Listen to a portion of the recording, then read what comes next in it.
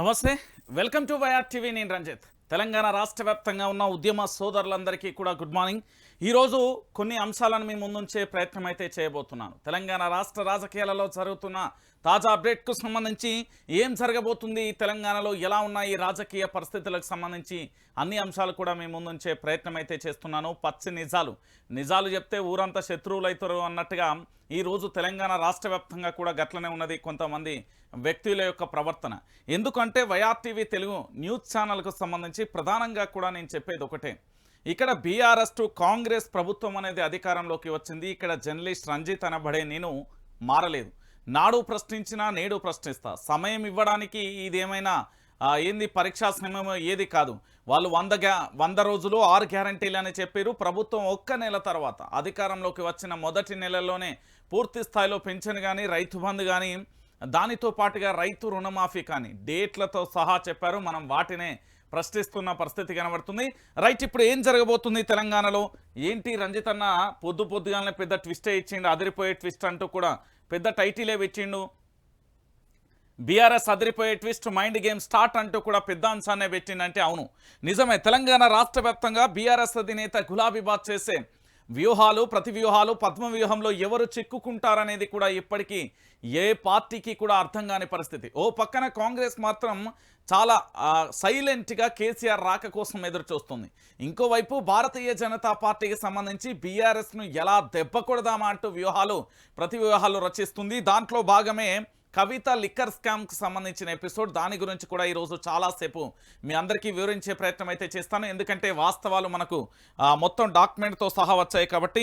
ఇంకొక అంశం ఏంటంటే తెలంగాణ ప్రజలారా, నిన్న మనం ఒక లైవ్ కూడా పెట్టడం జరిగింది. పూర్తి స్థాయిలో కూడా అంతర్గత పోరుకు సంబంధించి, ఇటు మైండ్ గేమ్లకు సంబంధించి, కాంగ్రెస్లో 2 బ్యాచ్లు ఉన్నాయనే అంశానికి సంబంధించి కూడా మనం పెట్టడం జరిగింది. దానికి సంబంధించి కూడా పూర్తిగా కూడా ఎటువైపు చూసినా కూడా కాంగ్రెస్ పార్టీకి సంబంధించి ప్రధానంగా ఒక చర్చ కొనసాగుతుంది. ఏం జరగబోతుంది కాంగ్రెస్ పార్టీలో? ఎందుకంటే అధికారం పదవులలో అనుభవించే వాళ్ళంతా ఒక బ్యాచ్గా మారిపోతే, పార్టీ కోసం కష్టపడి ఉన్న కార్యకర్తలు మరో బ్యాచ్లా, మరో పోరాటానికి ఆ పార్టీలోనే సిద్ధమైపోయిన పరిస్థితి కనబడుతుంది. సో మొత్తానికి ఏం జరగబోతుంది, మైండ్ గేమ్ ఏంటి, కేసీఆర్ ఎలాంటి వ్యూహాలు చేయబోతున్నారు, దీంట్లో ఎవరెవరు పూర్తి స్థాయిలో కూడా ఉండబోతున్నారు అనే అంశానికి సంబంధించి చెప్పబోతా. ఇప్పటి వరకు ఎవరైనా వైఆర్ టీవీ తెలుగు న్యూస్ ఛానల్ను సబ్స్క్రైబ్ చేసుకోకపోతే ఖచ్చితంగా కూడా సబ్స్క్రైబ్ చేసుకోండి. దాంతోపాటు ఈ లైవ్ లింక్ ఏదైతే ఉందో దానిని ప్రతి ఒక్కరికి కూడా చేరవేయండి, దయచేసి చేరవేయండి. ఎందుకంటే రాష్ట్రంలో ఉన్న ప్రజలందరికీ కూడా నిజాలు తెలియాలి. ఏంది అంటే ఇప్పటికీ అబద్ధాల చెప్పే సంఖ్య చాలా ఎక్కువగా మారిపోయింది కాబట్టి నేను చెప్తున్నా. ఇగో ఇక్కడ లైక్ చేయండి, సబ్స్క్రైబ్ చేయండి, దీన్ని షేర్ చేసి ఇగో ఇలా అనగానే మీకు లింక్ వస్తుంది. మీరు వాట్సాప్లలో, ఫేస్బుక్లలో, ఏ గ్రూపులలో షేర్ చేయదలుచుకుంటే ఆ గ్రూపులలో షేర్ చేయండి. ముఖ్యంగా రాష్ట్ర వ్యాప్తంగా కూడా అందరికీ కూడా వైఆర్ టీవీ తెలుగు న్యూస్ ఛానల్కి సంబంధించి ప్రతి ఒక్కరికి కూడా పరిచయం చేయండి. వైఆర్ టీవీ తెలుగు న్యూస్ ఛానల్కి సంబంధించి జర్నలిస్ట్ రంజిత్ అని ఒక అన్నుంటాడు. ఆయన పూర్తి స్థాయిలో కూడా నిజాలను చాలా నిర్భయంగా చెప్తారు. చాలామంది కూడా అబద్ధాలకు ఆజ్యం పోస్తే నేను నిజానికి నీళ్లు పోసైనా దీన్ని పూర్తి స్థాయిలో కూడా తెలంగాణ ప్రజలకైతే చెప్పే ప్రయత్నం అయితే చేస్తా. ఎందుకంటే ఇక్కడ మరొక అంశం, నిజాలు చెప్తే ఊరంతా శత్రువు అయిపోయినట్టుగా ఈరోజు చాలామంది కూడా అట్లనే ప్రవర్తిస్తున్నారు. ఇక్కడ ప్రభుత్వాలు మారినాయి తప్ప జర్నలిస్ట్ రంజిత్ అనబడే వ్యక్తి ఎక్కడా మారలేదు. అదే ప్రశ్న. కొత్త ప్రభుత్వం ఏర్పడింది, కాస్త సమయం ఇద్దాం, చిన్నపిల్లలు, ఇవన్నీ చిన్నపిల్లల మాటలు. ఎందుకంటే మన ట్యాక్స్లకి వెళ్ళి మనం కట్టే పన్నులలో వాళ్ళకి జీతాలు ఇస్తానో, అలవెన్స్లు ఇస్తానో, 6 సార్లు ఢిల్లీ పోయిందంటే ఇది తెలంగాణ సొత్తు కాకపోతే వాళ్ళ తాత ముత్తాతల ఆస్తులకి వెళ్ళి ఖర్చు పెట్టిండా? ఈరోజు తెలంగాణ రాష్ట్ర సంపద అంతా ఢిల్లీకి పోయిందంటే పరిస్థితి ఎక్కడిది? ఈరోజు రాహుల్ జడో యాత్రకు వచ్చిన వెహికల్ తెలంగాణది కాకపోతే ఎక్కడిది? ఎక్కడ రిజిస్ట్రేషన్ అయింది? ఎవల పైసలు? ఇవన్నీ కూడా అడగాల్సిన బాధ్యత మనపై ఉంది కాబట్టే నేను ప్రశ్నిస్తున్నా. రైట్, ఇక మనం నేరుగా టాపిక్లోకి వెళ్దాం. ఏం జరగబోతుంది తెలంగాణలో, ఎలా ఉండబోతుంది పరిస్థితులు, అన్ని అంశాలను కూడా ముందు పెట్టే ప్రయత్నం అయితే చేస్తాను. ఇక వైఆర్ టీవీ తెలుగు న్యూస్ ఛానల్కి సంబంధించి చూసారు. ఇక ప్రజా వెలుగు దినపత్రిక ప్రజలలో వెలుగును నింపేందుకు పూర్తి స్థాయిలో తెలంగాణ రాష్ట్ర వ్యాప్తంగా ఏం జరుగుతుంది, ఎలా ఉంది పరిస్థితులకు సంబంధించి చెప్పేందుకు మన దినపత్రికలలో అద్భుతమైన వార్తలు కూడా రాసుకొచ్చే ప్రయత్నం అయితే చేస్తున్నాను. రైట్, ఇగో ఇదే ఒక్కసారి చూడాలి మనం ఏం జరుగుతున్నది తెలంగాణలో అంటే చూపెట్టాలి. నా బాధ్యత అది. వాస్తవాలను తెలంగాణ ప్రజలకు చెప్పాలి.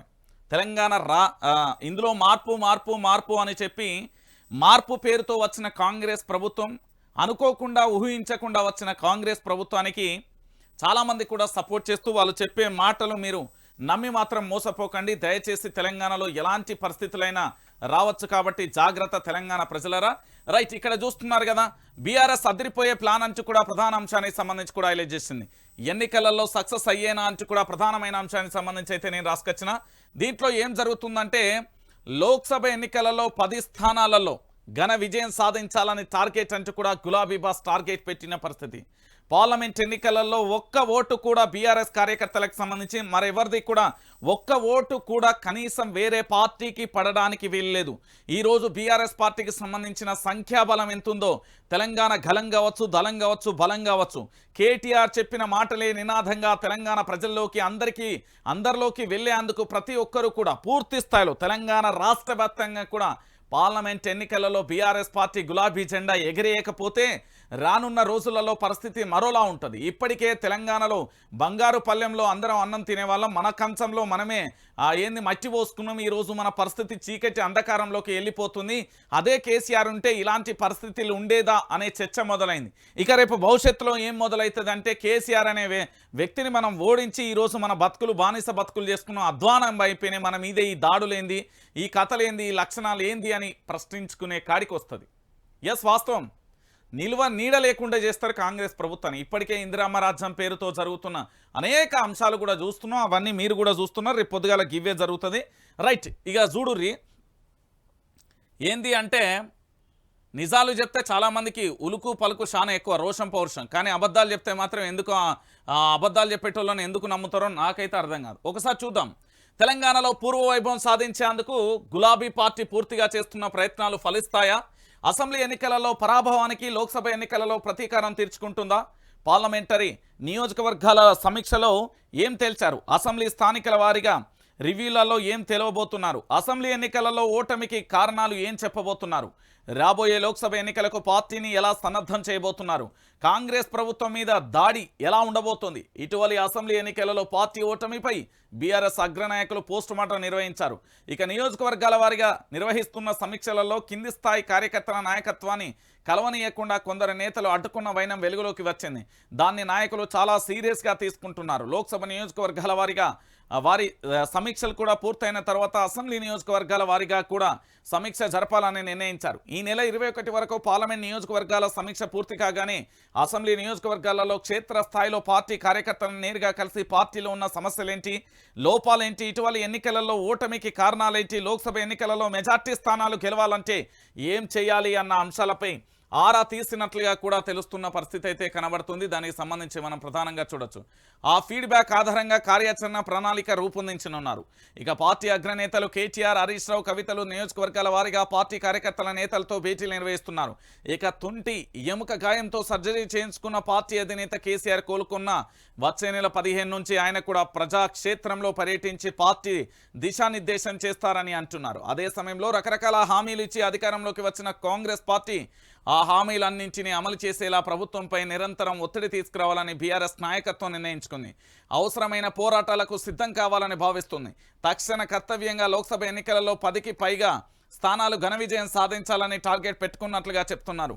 కేసీఆర్ ప్రజాక్షేత్రంలోకి రాగానే మొత్తం సమీకరణ మారిపోతాయని, కోట్లాది మంది తెలంగాణ ప్రజలు తిరిగి బీఆర్ఎస్కే మద్దతు తెలుపుతారని నాయకత్వం నమ్ముతుంది అని కూడా ప్రధాన అంశానికి సంబంధించి కూడా హైలైట్ చేసిన పరిస్థితి కనబడుతుంది. ఇది లోక్సభ ఎన్నికలపై ప్రత్యేక దృష్టి. ముందుగా మరో 3 నెలల్లో జరగనున్న లోక్సభ ఎన్నికలపై ప్రత్యేక దృష్టి. అసెంబ్లీ ఎన్నికల పరాజయానికి ప్రతీకారం తీర్చుకుని లోక్సభ ఎన్నికలలో మెజార్టీ స్థానాలలో గులాబీ జెండా ఎగరవేయాలని నాయకత్వం కృతనిశ్చయంతో ఉంది. పార్లమెంట్ నియోజకవర్గాల వారీగా పార్టీ స్థితిగతులు, బలాబలాలపై వరుసగా కూడా సమీక్షలు నిర్వహిస్తున్నారు అంటూ కూడా ప్రధాన అంశానికి సంబంధించి కూడా హైలైట్ చేసిన పరిస్థితి కనబడుతుంది.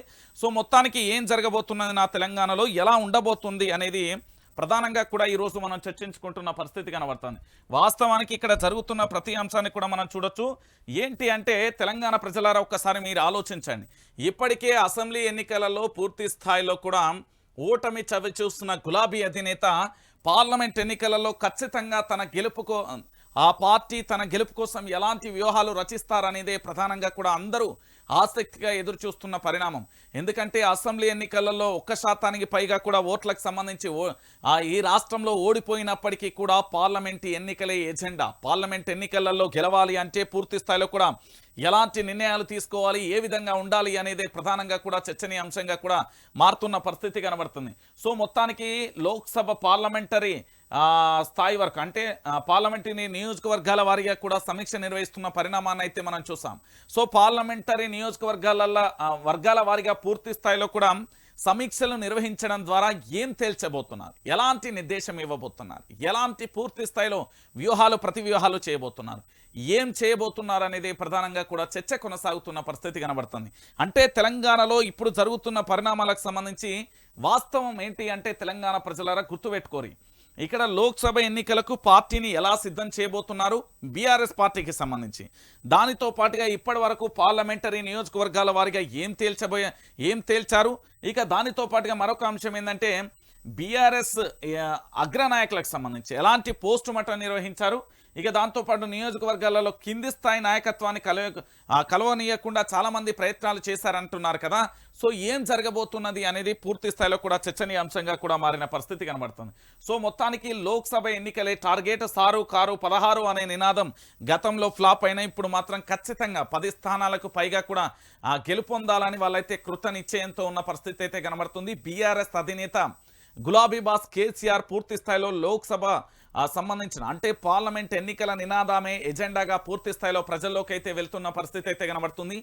ఎట్టి పరిస్థితులలో ఇప్పటికే తెలంగాణ గలం ధలం బలం మీరు ఒకసారి ఆలోచించండి. ఇప్పటికీ ఏంటి అంటే రాష్ట్ర వ్యాప్తంగా కూడా కొన్ని అంశాలు చర్చనీయాంశంగా మారుతున్న పరిస్థితి.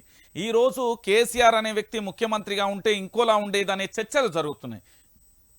ఈ చర్చలు కాదు, ఇప్పుడు జరగాల్సింది పార్లమెంట్ ఎన్నికలలో పార్టీకి సంబంధించి ప్రజల యొక్క ఓటు బ్యాంక్ ఎటు మళ్ళకుండా చూసుకోవాల్సిన బాధ్యత కూడా ప్రతి కార్యకర్త మీద కూడా ఉంటుంది. ఈరోజు పూర్తిగా కూడా గులాబీ బాస్ కేసీఆర్ను బీఆర్ఎస్ పార్టీని మళ్ళొక్కసారి అధికారంలోకి తీసుకురావాలన్నా, బీఆర్ఎస్ పార్టీని మరొకసారి పూర్తి స్థాయిలో తెలంగాణ ప్రజలు గులాబీ బాస్ను చూడాలన్నా కూడా పార్లమెంట్ ఎన్నికలలో పూర్తి స్థాయిలో వాళ్ళకు విజయాన్ని ఇస్తే తప్ప చూడలేని పరిస్థితి అయితే కనబడుతుంది. ఇక బీఆర్ఎస్ అదిరిపోయే ప్లాన్ అయితే చేసిన పరిస్థితి కనబడుతుంది. ఇది ఎంతవరకు వర్కౌట్ అవుతుంది ఏం కథ అనేది చూడాలి. ఎందుకంటే మొన్నటి వరకు కూడా గులాబీ వర్కింగ్ ప్రెసిడెంట్కు సంబంధించి కల్వకుంట్ల తారక రామారావు పూర్తి స్థాయిలో కూడా ఎక్కడికక్కడ కూడా పార్లమెంటరీ సమీక్ష నియోజకవర్గాల వారీగా పూర్తిగా సమీక్ష సమావేశాలు నిర్వహించి అందరి అభిప్రాయాన్ని తీసుకోవడంతో పాటు దాని పరిగణలో తీసుకొని దానికి సంబంధించి ఏం చేస్తే ఎలా చేస్తే మనం కార్యకర్తలు దానితో పాటుగా ప్రజలతో మళ్ళీ మమేకం అవ్వగలుగుతాం, తెలంగాణ ఉద్యమంలో ఏం చేస్తాం, ఇప్పుడు ఏం చేస్తే బాగుంటుంది అనే పరిస్థితి అయితే చర్చనీయాంశంగా మారుతున్న పరిస్థితి కనబడుతుంది. సో మొత్తానికి 10 స్థానాలు సాధించడానికి గులాబీ బాస్ అయితే కృత నిశ్చయంతో ఉన్నట్టుగా తెలుస్తుంది. ఎలాగైనా కూడా బలాబలాగాలపై పార్లమెంట్ నియోజకవర్గాల వారిగా కూడా పార్టీ పరిస్థితులపై కూడా ఆరా తీసే ప్రయత్నం అయితే జరుగుతుంది. ఈ ఆరా తీసే ప్రయత్నంలో భాగంగా ఎలాంటి వ్యూహాన్ని అమలు చేస్తారనేది కూడా కాస్త రెండు పార్టీలు, ఇటు రెండు జాతీయ పార్టీలకు సంబంధించి కూడా అటు కాంగ్రెస్ కానీ ఇటు మన భారతీయ జనతా పార్టీ రెండు కూడా ఎదురు చూస్తున్న పరిస్థితి కనబడుతుంది. సో మొత్తానికి లోక్సభ ఎన్నికలలో 10 స్థానాలు విజయాన్ని సాధించాలని టార్గెట్ అయితే పెట్టుకున్నాడు గులాబీ బాస్. ఈ టార్గెట్ ఎంత మేరకు రీచ్ అవుతుంది, ఎలా ఉంటుంది అనేది కూడా మనం కూడా వేచి చూద్దాం. ఇక రైట్, మరో అంశానికి కూడా పోదాం. BJP plan B target BRS. నేను చెప్పలే వీళ్ళ టార్గెట్ అంతా అప్పుడు ఎట్లా బదనాం చేసిల్లంటే బీజేపీ బీఆర్ఎస్ అనే ఒకటే నినాదాన్నేమో కాంగ్రెస్ తీసుకొచ్చింది. ఈరోజు బీఆర్ఎస్ వాళ్ళు ఏం చేయాలంటే కాంగ్రెస్ను బీజేపీ ఒకటే అని చెప్పాలి. ఎట్లా చెప్పొచ్చు అంటే బీజేపీ జాతీయ ప్రధాన కార్యదర్శి కరీంనగర్ పార్లమెంట్ సభ్యులు స్వయంగా చెప్పిన పరిస్థితి. అభివృద్ధి జరగాలంటే మనం కలిసి ప్రజల్లోకి వెళ్ళాలా తప్ప బీఆర్ఎస్కు ఎక్కడ కూడా ప్రజల దరిదాపులోకి రాకూడదు అంటూ కూడా చెప్పిన పరిస్థితి మనం చూసాం. సో మొత్తానికి BJP plan B target BRS. దేశమంతా చక్రం తిప్పుతున్న కమలం పార్టీ దక్షిణాదిన పాగా వేయలేకపోతుంది. తెలంగాణలో అధికారం వస్తుందన్న దశ నుంచి తిరోగమించింది. కనీసం పార్లమెంట్ ఎన్నికలలో అయినా పుంజుకోవాలని ఆశిస్తుంది. కేంద్రంలో మోదీ ప్రభుత్వం హైడ్రిక్ సాధిస్తున్న నమ్మకంతో ఉంది. కాషాయ సేన మోదీ పేరుతో చెప్పుకొని తెలంగాణలో ఇతర పార్టీల నుంచి నేతలను ఆకర్షించడానికి ప్లాన్ చేస్తుంది. భవిష్యత్తును దృష్టిలో ఉంచుకొని వ్యూహాలు రచిస్తుంది. ఇంతకీ తెలంగాణ బీజేపీ అమ్ముల పొదిలో ఉన్న అస్త్రాలేంచి తెలంగాణలో బలం పెంచుకోవడానికి కమలం పార్టీ హైకమాండ్ పెద్ద స్కెచ్ గీస్తుంది. అసెంబ్లీ ఎన్నికల సమయంలో ఇతర పార్టీల నేతలను ఆకర్షించేందుకు ఏర్పాట్లు చేసిన చేరికల కమిటీ మళ్లీ ఏర్పాటు చేస్తుంది. బీజేపీ జాతీయ ప్రధాన కార్యదర్శి బండి సంజయ్, ఇటు మరోవైపు ఈటల రాజేందర్కు సంబంధించి నేతృత్వంలో జాయినింగ్స్ కమిటీ కోసం ప్రత్యేకంగా సమన్వయ కమిటీ ఏర్పాటు చేస్తున్నారు. రాష్ట్రంలో డబుల్ డిజిటల్ పార్లమెంట్ సీట్లు సాధించడమే లక్ష్యంగా కమల్నాథులు పావులు కడుతున్నారు. ఇప్పటికే పలువురు బీఆర్ఎస్ సిట్టింగ్ ఎంపీలు టచ్లో ఉన్నారని కూడా బీజేపీ నేతలు చెప్తున్నారు. బీజేపీలో ఇప్పటికే కొన్ని పార్లమెంట్ స్థానాలకు భారీ డిమాండ్ ఏర్పడిందని, దాంట్లో ప్రధానంగా కూడా మల్కాజ్గిరి, జహీరాబాద్, మెదక్, హైదరాబాద్ ఎంపీ టికెట్ల కోసం బీజేపీలో గట్టి పోటీ నెలకొంది అంటూ కూడా కొత్తగా బీజేపీలో చేరే ఆ సిట్టింగ్ బీఆర్ఎస్ ఎంపీలు ఎవరు, వాళ్ళు వస్తే తమ భవిష్యత్ ఏంటి అనే దానిపై పార్టీలలో నేతల మధ్య విస్తృతంగా చర్చ జరుగుతుంది. తెలంగాణలో అధికారంలోకి రావాలని బీజేపీ చాలా కాలం నుంచి కూడా కలలు కంటుంది. కానీ అసెంబ్లీ ఎన్నికలలో డబుల్ డిజిట్ కూడా రాలేదు. దానికి అనేక కారణాలు ఉన్నాయని పార్టీలో చెప్పుకొచ్చారు. మరి అసెంబ్లీ ఎన్నికలలో ఓటమి తర్వాత ఇప్పుడు ఏం చేయబోతుంది అనేది ప్రధానంగా కూడా చర్చనీయాంశంగా మారుతున్న పరిస్థితి కనబడుతుంది. వీళ్ళు ఏం చెప్తున్నారంటే, ఒక అబద్ధాన్ని నిజం నిజం నిజం అని ఎట్లా చెప్తారో ఇప్పుడు ఇదే జరగబోతున్నది తెలంగాణలో. ఒకసారి మీరు ఆలోచించాలా మిత్రులారా, తెలంగాణ రాష్ట్ర వ్యాప్తంగా జరుగుతున్న ఈ పరిస్థితులకు సంబంధించి ఏం జరగబోతున్నది, ఎట్లా జరగబోతున్నది అంటే, ఈరోజు పూర్తి స్థాయిలో కూడా మల్కాజ్గిరి నియోజకవర్గం కానీ, జహీరాబాద్ కానీ, మెదక్ కానీ, హైదరాబాద్ కానీ, ఈ 4 తెలంగాణలో పూర్తి స్థాయిలో డిమాండ్లో ఉన్న పార్లమెంటు స్థానాలు ఈ 4 అండి. సో మీరందరూ కూడా గుర్తుపెట్టుకోవాల్సింది ఏంటంటే, ఇక్కడ బీఆర్ఎస్కు సంబంధించి మైండ్ డైవర్షన్ అంటే ఏం చేస్తారంటే, వీళ్ళు పూర్తి స్థాయిలో ఒకసారి ఆలోచించాలి. తెలంగాణ రాష్ట్ర వ్యాప్తంగా వీళ్ళు చేసే అంశం ఏంటంటే, పూర్తి స్థాయిలో ఎక్కడికక్కడ కూడా వీళ్ళు ఎంపీ స్థానాలు ఏవైతే ఉన్నాయో ఈ 4 ఎంపీ స్థానాలతో పాటు బీఆర్ఎస్కు సంబంధించిన ఎంపీలు వస్తున్నారని ఇట్లా ప్రచారం చేస్తారు. ఈ ప్రచారాన్ని తిప్పికొట్టాల్సిన అవసరం ఉంది. అక్కడ ఎవరు పోయే ఆసక్తి చూపట్లేదు, ఎవరు కూడా ఆ పార్టీలో చేరడానికి సిద్ధంగా లేరు. గుర్తుపెట్టుకోరు, బీఆర్ఎస్కు సంబంధించిన గులాబీ బాస్ అధినేత కేసీఆర్ చాలా క్లారిటీగా చెప్పిళ్ళు, మా పార్టీ నుంచి వెళ్ళేవారు ఎవరు ఉండరు, వచ్చేవారిని మేము వద్దనం అంటే వాళ్ళు ఇష్టపూర్వకంగా వస్తే మనకు సంబంధం లేని విషయం. కానీ ఇక్కడ మా పార్టీ నుంచి ఎవరు కూడా బయటకు వెళ్ళరంటూ కూడా గతంలో కూడా చెప్పిన పరిస్థితి కనబడుతుంది. సో ఇప్పుడు తెలంగాణలో ఏం చేస్తారంటే, మోదీ పేరు చెప్పుకొని భారతీయ జనతా పార్టీ ఒక స్కెచ్ ఎత్తది. ఈ భారతీయ జనతా పార్టీ ఏం చేస్తుందంటే, బీఆర్ఎస్ ఎంపీలను లాగే ప్రయత్నం చేస్తుంది. ఎందుకంటే వీళ్ళకి అభ్యర్థులు లేరు కదా, అభ్యర్థులు కరవైపోయారు, వీళ్ళకు పబ్లిక్ ఫేస్ ఉన్న అభ్యర్థులు దొరకరు. భారతీయ జనతా పార్టీ అంటే తెలంగాణలో మోడీ ఫోటో పెడితే నడుస్తుందా అంటే నడవదు. ఎందుకు అంటే ప్రాంతం ఏ ప్రాంతానికి తెలంగాణకు సంబంధించి ప్రత్యేకమైన ఇక్కడ ఎవరి వాళ్ళకి సంబంధించి ప్రత్యేకంగా కూడా ఒక బ్రాండ్ ఉంటుంది. ఇక్కడ తెలంగాణ ఉద్యమం నుంచి టీఆర్ఎస్ పార్టీ కాస్త బీఆర్ఎస్ పార్టీ మారిన తర్వాత దాంట్లో కాస్త కొంతమంది అభ్యర్థులను మారిస్తే ఈరోజు తెలంగాణలో తెలంగాణ రాష్ట్ర సమితి ఉండేది. కానీ అభ్యర్థులను మార్చకపోవడం వల్ల జరిగిన పరిస్థితి. ఇక భారతీయ జనతా పార్టీకి సంబంధించి బండి సంజయ్ అధ్యక్షుడి నుంచి ఎప్పుడైతే తప్పించిల్లో ఆ తర్వాత ఏం జరిగింది అనేది కూడా మనకు తెలిసిన పరిస్థితి. సో మొత్తానికి ఇక్కడ బీఆర్ఎస్ పార్టీ మీద భారతీయ జనతా పార్టీ కుట్రలు కుతంత్రాలు చేస్తుంది. ఏంది అంటే, వాళ్ళు ఇచ్చే స్టేట్మెంట్లు తప్పుడు స్టేట్మెంట్లను ఇచ్చి బీఆర్ఎస్ నేతలను కన్ఫ్యూజ్లో పడేస్తారు. ఏంది అంటే, ఏదో సినిమాలో చూసినట్టుగా మా దగ్గర మొత్తం 50-60 మంది ఎమ్మెల్యేలు ఉన్నారు, ప్రస్తుతానికి మేము ప్రభుత్వాన్ని ఏర్పాటు చేయబోతున్నాం అన్న తర్వాత ఒకతను వచ్చిన తర్వాత ఎవరు లేరంటే వస్తారు నువ్వు కూర్చో అన్నట్టుగా ఈ బీజేపీ పార్టీ మైండ్ గేమ్ ఆడే ప్రయత్నం చేస్తుంది. బీఆర్ఎస్ నుండి బీజేపీలోకి పోవడానికి ఒక్కరు కూడా సుకుమత వ్యక్తం చేయలేదు, ఎవరు కూడా పోరు.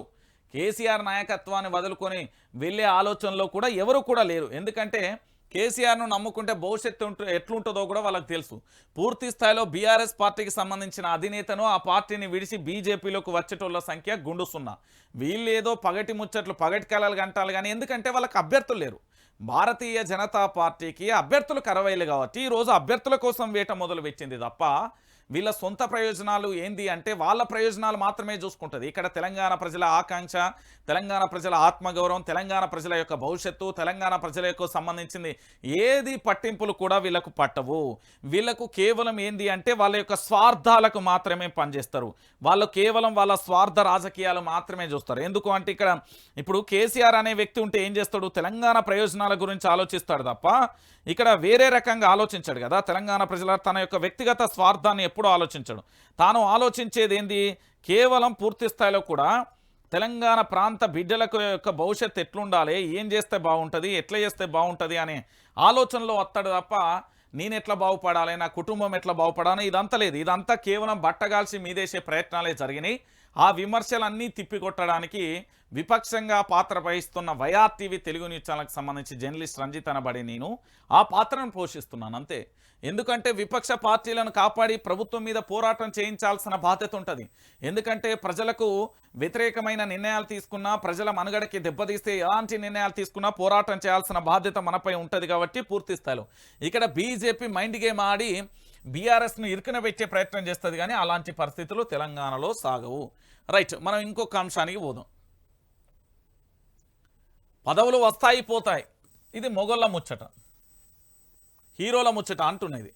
పదవులు వస్తాయి పోతాయి, ఎవరిది స్టేట్మెంటు?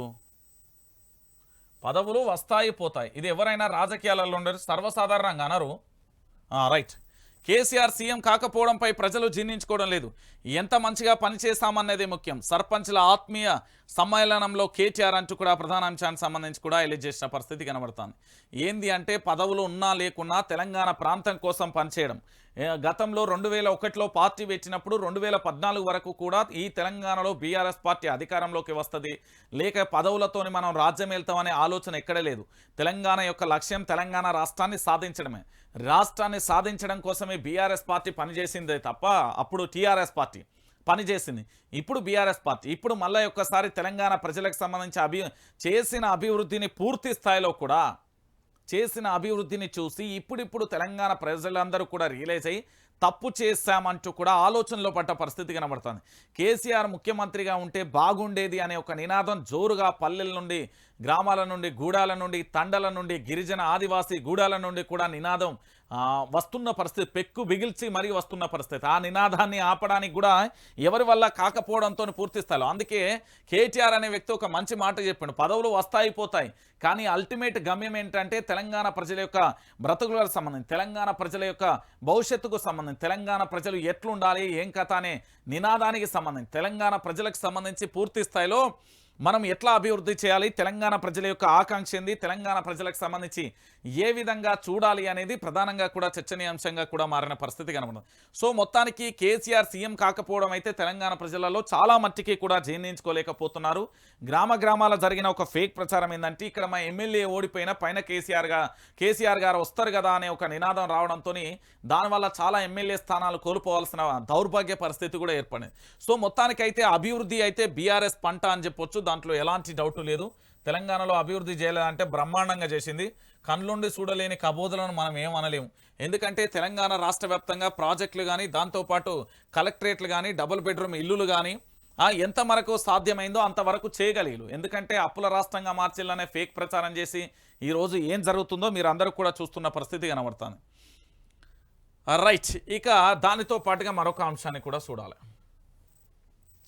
కాంగ్రెస్ ఎమ్మెల్యే కోటా అభ్యర్థుల ఖరారు. అద్దంకి దయాకర్, బల్మూరి వెంకట్లకు ఛాన్స్. సమాచారం ఇచ్చి నామినేషన్లకు సిద్ధం కావాలని చెప్పిన అధిష్టానం అంటూ కూడా ప్రధాన అంశానికి సంబంధించి కూడా హైలైట్ చేసిన పరిస్థితి కనుక. సో మొత్తానికి అద్దంకి దయాకర్కు సంబంధించి ఒక అంశాన్ని అయితే మనం తెర మీదకి తీసుకురావచ్చు. ఎందుకంటే పూర్తి స్థాయిలో బల్మూరి వెంకట్ ఎన్ఎస్టీయూఐకు సంబంధించి అధ్యక్షుడిగా కొనసాగుతూ నిరుద్యోగుల పక్షాన పోరాటం చేసిండు. అద్దంకి దయాకర్ అన్న అనేక తన యొక్క గొంతుకతోని పూర్తి స్థాయిలో తెలంగాణ రాష్ట్ర వ్యాప్తంగా కూడా తాను కూడా ఎంతో కొంత ప్రజలలో చైతన్యం తెచ్చే ప్రయత్నం వీళ్ళిద్దరైతే చేసిరు. కాబట్టి వీళ్ళిద్దరితో పాటుగా ఇప్పుడు ఉస్మానియా యూనివర్సిటీ, కాకతీయ యూనివర్సిటీ, శాతవాహన యూనివర్సిటీలలో ప్రప్రథమంగా ఉస్మానియా యూనివర్సిటీకి ఎంత పేరు ఉంటుందో కాకతీయ యూనివర్సిటీకి కూడా అంతే పేరు ఉంటుంది. మరి ఒకటే యూనివర్సిటీకి ఎప్పటికీ ప్రాధాన్యత ఇవ్వడంతో మిగతా యూనివర్సిటీల పరిస్థితి ఏంది అనేది కూడా క్వశ్చన్ మార్కుగా మారిపోయిన పరిస్థితి. మొత్తానికి కాంగ్రెస్లు ఎమ్మెల్యేల కోటాలో మాత్రం ఇద్దరికి అవకాశం ఇచ్చిందట. దాంట్లో అద్దంకి దయాకర్, బల్మూరి వెంకటలకు ఇద్దరికైతే ఫోన్ చేసి చెప్పిందట. సో నామినేషన్కు సిద్ధం కావాలని చెప్పి ఇక వాళ్ళ సంతోషం అంతు లేకుండా పోయిన పరిస్థితి. ఇక వాళ్ళు ఒక్కొక్కరు ఒక్కొక్క రకంగా స్టేట్మెంట్ ఇస్తారు. ఏమని కష్టపడితే ఇగో ఇట్లుంటుంది, భవిష్యత్తులో ఇట్లుంటుంది అని కూడా చెప్తున్నారు. రైట్, మోడీ రాజకీయ కార్యక్రమంగా అయోధ్య, అందుకే హాజరు కావడం లేదన్న రాహుల్. ఏంది నాగాలాండ్కు చేరుకున్న న్యాయయాత్ర. ఇక చూడురా ఏమనాల రాహుల్ గాంధీని. మోడీ రాజకీయ కార్యక్రమం అయోధ్యన. రామ మందిరం కడతా అంటే రామాలయానికి సంబంధించి చూడురు మీరే. ఇక చెప్పురా కాంగ్రెస్ పార్టీకి సంబంధించిన ప్రతినిధులంతా చెప్పురు. ఇవాళ ఒక దేశంలో రామ మందిరం నిర్వహిస్తే అన్ని పార్టీలకు సంబంధించి కూడా వస్తూ ఉంటే ఈరోజు రాహుల్ గాంధీ ఎంత ఎగతాళి చేస్తున్నారు రామ మందిరానికి సంబంధించి ఇక తెలంగాణలో మంత్రి ఉన్నాడు, అదట రేషన్ బియ్యం అట, అక్షంతలకు ఆయనకు రేషన్ బియ్యానికి తేడా తెలియకపోతే ఆయన మంత్రి ఎట్లయిందో నాకు అర్థం కాని పరిస్థితి. ఆవేశపరుడిని నేను చూసినా కానీ ఆవేశం స్టార్ అని పెట్టాలి ఆయనకు. ఈరోజు తెలంగాణ రాష్ట్ర వ్యాప్తంగా కాదు, యావత్తు దేశవ్యాప్తంగా ప్రపంచవ్యాప్తంగా కూడా అయోధ్య సంబంధించిన రామ మందిరానికి సంబంధించి దాని చరిత్ర ఏంది, ఎన్ని రోజులుగా పోరాటం జరిగింది, ఎట్లా పోరాటం జరిగింది, ఆఖరికి నిర్మాణం ఎట్లా జరుగుతుంది, ఇవన్నీ పక్కన పెట్టి మోడీ రాజకీయ కార్యక్రమంగా అయోధ్య అని కూడా చెప్తున్న పరిస్థితి కనబడదు. ఆఖరికి హిందూ దేవుళ్ళంటే ఆయనకి ఎందుకు అంత పగనో నాకు అర్థం కాదు. రాహుల్ గాంధీకి మరి రాముడు అంటే అంత కోపం ఎందుకో నాకైతే అర్థం కాని పరిస్థితి. ఇక గీనే ప్రధానమంత్రి అభ్యర్థి అవుతాడంటే ఇక ఆలోచించరు, మీరే ఆలోచించరు. ఇక గింత ఘోరమైన పరిస్థితి ఉన్నాక ఇక మనమేమో ఆలోచిద్దాం. ఇక దాంతో పాటుగా ఇక్కడ ఒకటి నిన్నటి నుండి ట్రోల్ అవుతుంది, ఒకసారి చూద్దాం. Hyderabad centre for 4th industrial revolution Davos వేదికగా ఏర్పాటు చేసిన సమీక్షలో ఒప్పందం. బయో ఏషియన్ 2024 సదస్సులో February 28న ప్రారంభం అంటూ కూడా ప్రధాన అంశానికి సంబంధించి కూడా హైలైట్ చేసింది. ఇది ఇట్లానే వస్తుందాం. వీళ్ళ దత్తత పుత్రిక ఏది పత్రిక ఇది ఇక్కడ ఇది నేను ఒరిజినల్ కేటీఆర్ డూప్లికేట్ ఇది అదే ఇది ఇంకో ఏడాదిలో స్పష్టంగా తెలిసి వస్తుంది. మన హైదరాబాద్ మారే నగరం సాటి రాదు. లోక్సభ ఎన్నికలలో 14 స్థానాలు సాధించాం. బీజేపీకి 3వ స్థానమే, మోడీకి కౌంటౌన్ షురు. అయోధ్య భద్రాద్రికి తేడా లేదు. దేవుడితో రాజకీయాల ప్రతి పక్షంలో 20 ఏళ్లుగా ఉన్న ఆ అనుభవంతో సుపరిపాలన అందిస్తాం. దావోస్ మీడియాతో ముఖ్యమంత్రి రేవంత్ రెడ్డి చెప్తా చదవాలి, ఇది కొంచెం వినండి. 2 రోజులలో 60 భేటీలు. తెలంగాణకు పెట్టుబడులే లక్ష్యంగా దావోస్లో సీఎం రేవంత్ బిజీ. సర్కార్ అందించే సాయం పైన పారిశ్రామికవేత్తలకు వివరిస్తున్న సీఎం అంటూ కూడా చెప్పిన పరిస్థితి కనబడుతుంది. ఎట్లా వివరిస్తుండో నాకు అర్థం కావట్లేదు. నేను ఒరిజినల్ కేటీఆర్ డూప్లికేట్ రైట్, నువ్వు ఒరిజినలే, నిన్ను ఎవరు ఒరిజినల్ కాదంటలే కానీ నువ్వు ఒరిజినలే, ఓకేనా? నువ్వు ఏం మాట్లాడుతున్నావు అక్కడ? నాకు తెలిసి ఇండియా టుడేనా ఏదో సంథింగ్ జాతీయ మీడియా క్వశ్చన్ అడిగింది. వాళ్ళు ఏం క్వశ్చన్ అడిగి నువ్వు ఏం సమాధానం చేసినావు చెప్పవా? రేవంత్ రెడ్డిని అక్కడ ఉండే మిత్రుడు జర్నలిస్ట్ ఒక క్వశ్చన్ అడిగితే ఆయన క్వశ్చన్ ఏంది, చెప్పే భాష ఏందండి? ఒకసారి మీరే ఆలోచించాలి తెలంగాణ ప్రజలారా. ఎందుకు ఈ విషయాన్ని చెప్తున్నా అంటే తెలంగాణ రాష్ట్ర వ్యాప్తంగా ఈరోజు అనేక రకాలుగా కూడా ఒక కమ్యూనికేషన్ స్కిల్స్ లేవు. అంటే భాషా పరంగా మీరు ఇప్పటికైనా నేను చెప్తున్నా గుర్తుపెట్టుకోరి, ఈ తెలంగాణ ప్రాంత బిడ్డలకు, ఈ తెలంగాణ రాష్ట్ర బిడ్డలకు, ఈ తెలంగాణకి సంబంధించిన పూర్తిగా అందరికీ కూడా నేను చెప్తున్న పరిస్థితి ఒకటే.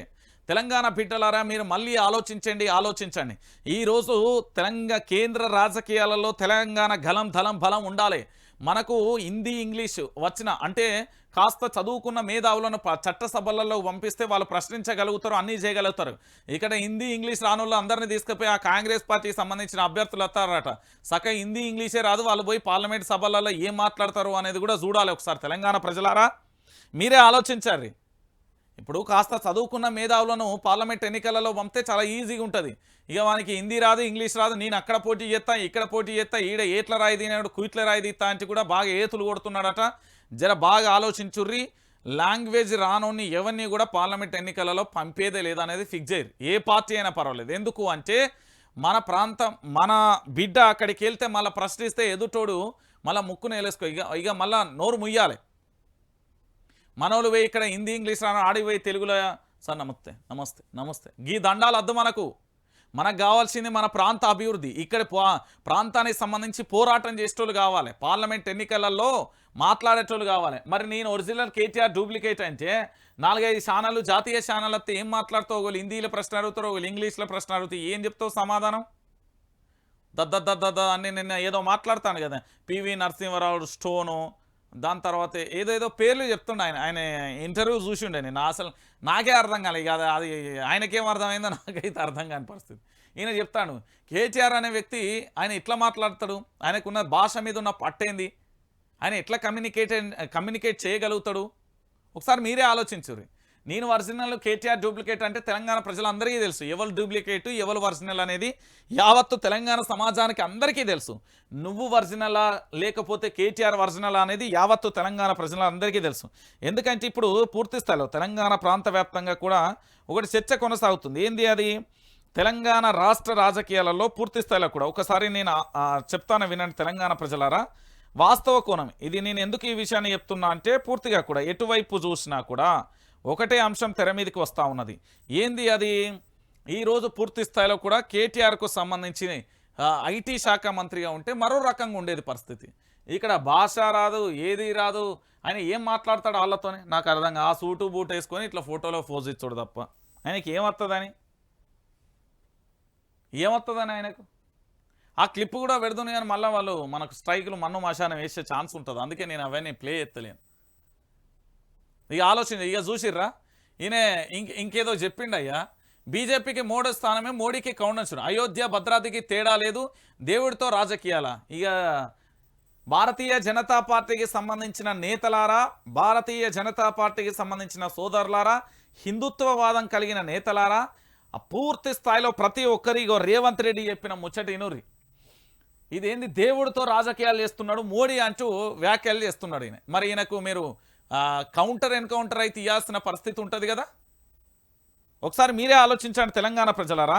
నేను ఎందుకు ఈ మాట చెప్తున్నా అంటే తెలంగాణ రాష్ట్ర వ్యాప్తంగా కూడా ఈరోజు 2 రోజులలో 60 భేటీలు అయినట. మరి ఒక్కొక్క భేటీ దేనితోనైనా దాని లిస్ట్ కూడా బయట పెడితే బాగానే ఉంటుంది కదా. తెలంగాణ ప్రజలారా ఒకసారి ఆలోచించండి. తెలంగాణ రాష్ట్ర వ్యాప్తంగా పూర్తి స్థాయిలో కూడా నేను ఎందుకు చెప్తున్నా అంటే తెలంగాణలో పెట్టుబడులే లక్ష్యంగా ఈడ నడుస్తున్నది కదా. ఈయన ఏ భాషలో ఏ విధంగా వాళ్ళను పూర్తి స్థాయిలో కూడా నమ్మించే అంటే పూర్తి స్థాయిలో పెట్టుబడులకు సంబంధించి మాట్లాడింది చెప్పారు.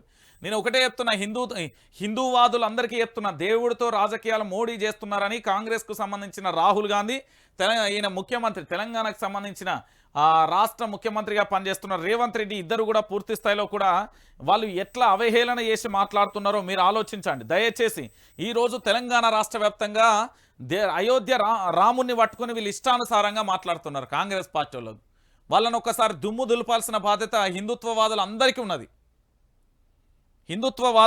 ఉన్నది. వీళ్ళు దొంగలు ఊలు వంచుకుంటున్నట్టు ఈయన మాట్లాడే భాష ఇదా?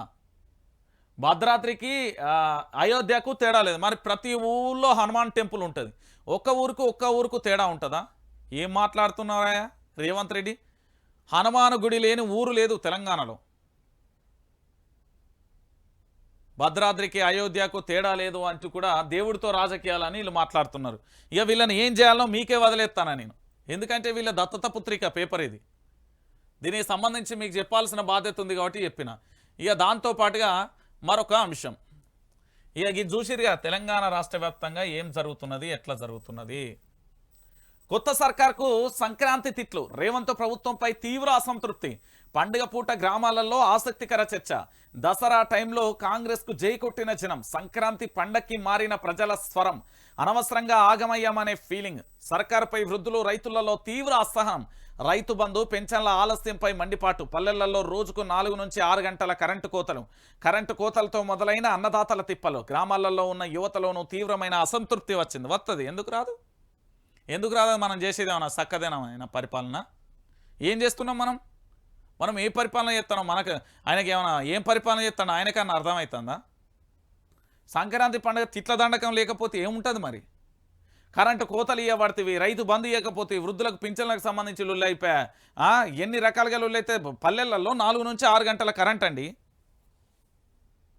ఆలోచించండి. తెలంగాణ రైతాంగానికి సంబంధించి అసలే రాబోయేది ఎండాకాలం, అంటే వేసవి కాలం అవుతుంది. ఆ ఎండాకాలంలో ఎట్లా ఎండలు కొడితే మరి కరెంటు ఎంత అవసరం అవుతుంది? ఇంక ఇప్పుడు కావాల్సిన దానికంటే ఎక్కువ అవసరం వస్తుంది. ఇప్పుడే 4 నుంచి 6 గంటల కరెంటు కోతలు పెడితే రేపు ఎన్ని గంటల కోతలు పెడతావా రేవంత్ రెడ్డి? నువ్వు అన్నట్టు గదే 3 గంటలు ఇచ్చేటట్టున్నాడు ఈయన. అమెరికాలో ఎక్కడైతే మాట్లాడిండో గదే 3 గంటలు ఇచ్చేటట్టున్నాడు. ఇక చూడుర్రి ఒకసారి ఏమైంది పల్లెలల్లో అంటే, ఆశపడితే మోసమైంది, పాలిచ్చే బర్రెని అమ్మి తన్నే దున్నపోతుని తెచ్చుకున్నట్లు అయింది, అన్నిట్లలో అంతకు మించి వస్తుందనుకుంటే చిప్ప చేతికొచ్చే పరిస్థితి వచ్చింది. అన్ని ఓట్ల కోసం చెప్పిన మాటలే, బ్రతుకులు మాత్రం మారలేదు. మార్పు అని ఓటేస్తే మా ముఖం మీద మేమే కొట్టుకున్నట్టయింది. సంక్రాంతి పండగకు ఎక్కడ చూసినా గివే మాటలు వినిపిస్తున్నాయి. సాధారణంగా ఏ రాష్ట్రంలో కొత్త ప్రభుత్వం ఏర్పడినా ఓ 6 నెలల తర్వాతనో ఏడాది తర్వాతనో వ్యతిరేకత వచ్చే అవకాశం ఉంటుంది. కానీ తెలంగాణ రాష్ట్ర సర్కార్ పనితీరుపై మాత్రం నెల రోజులలో ప్రజలు తీవ్ర అసహనం వ్యక్తం చేస్తున్నట్లుగా తెలుస్తుంది. రాష్ట్రంలో కొత్త ప్రభుత్వం ఏర్పడి నెల రోజులు దాటిపోయింది. 10 ఏళ్ల పాటు అధికారంలో ఉన్న బీఆర్ఎస్ దిగిపోయి కాంగ్రెస్ ప్రభుత్వం వచ్చింది. పీసీసీ చీఫ్గా ఉన్న రేవంత్ రెడ్డి ముఖ్యమంత్రి అయ్యారు. అధికారంలోకి రాగానే చాలా చేస్తామని ఎన్నికల సమయంలో కాంగ్రెస్ పార్టీ హామీలు ఇచ్చింది. కానీ ఇప్పటి వరకు అయ్యింది ఏమీ లేదని తెలంగాణ ప్రజలు అంటున్నారు. సంక్రాంతి పండుగ పూట ఎక్కడ చూసినా ఇదే చర్చ జరుగుతుంది.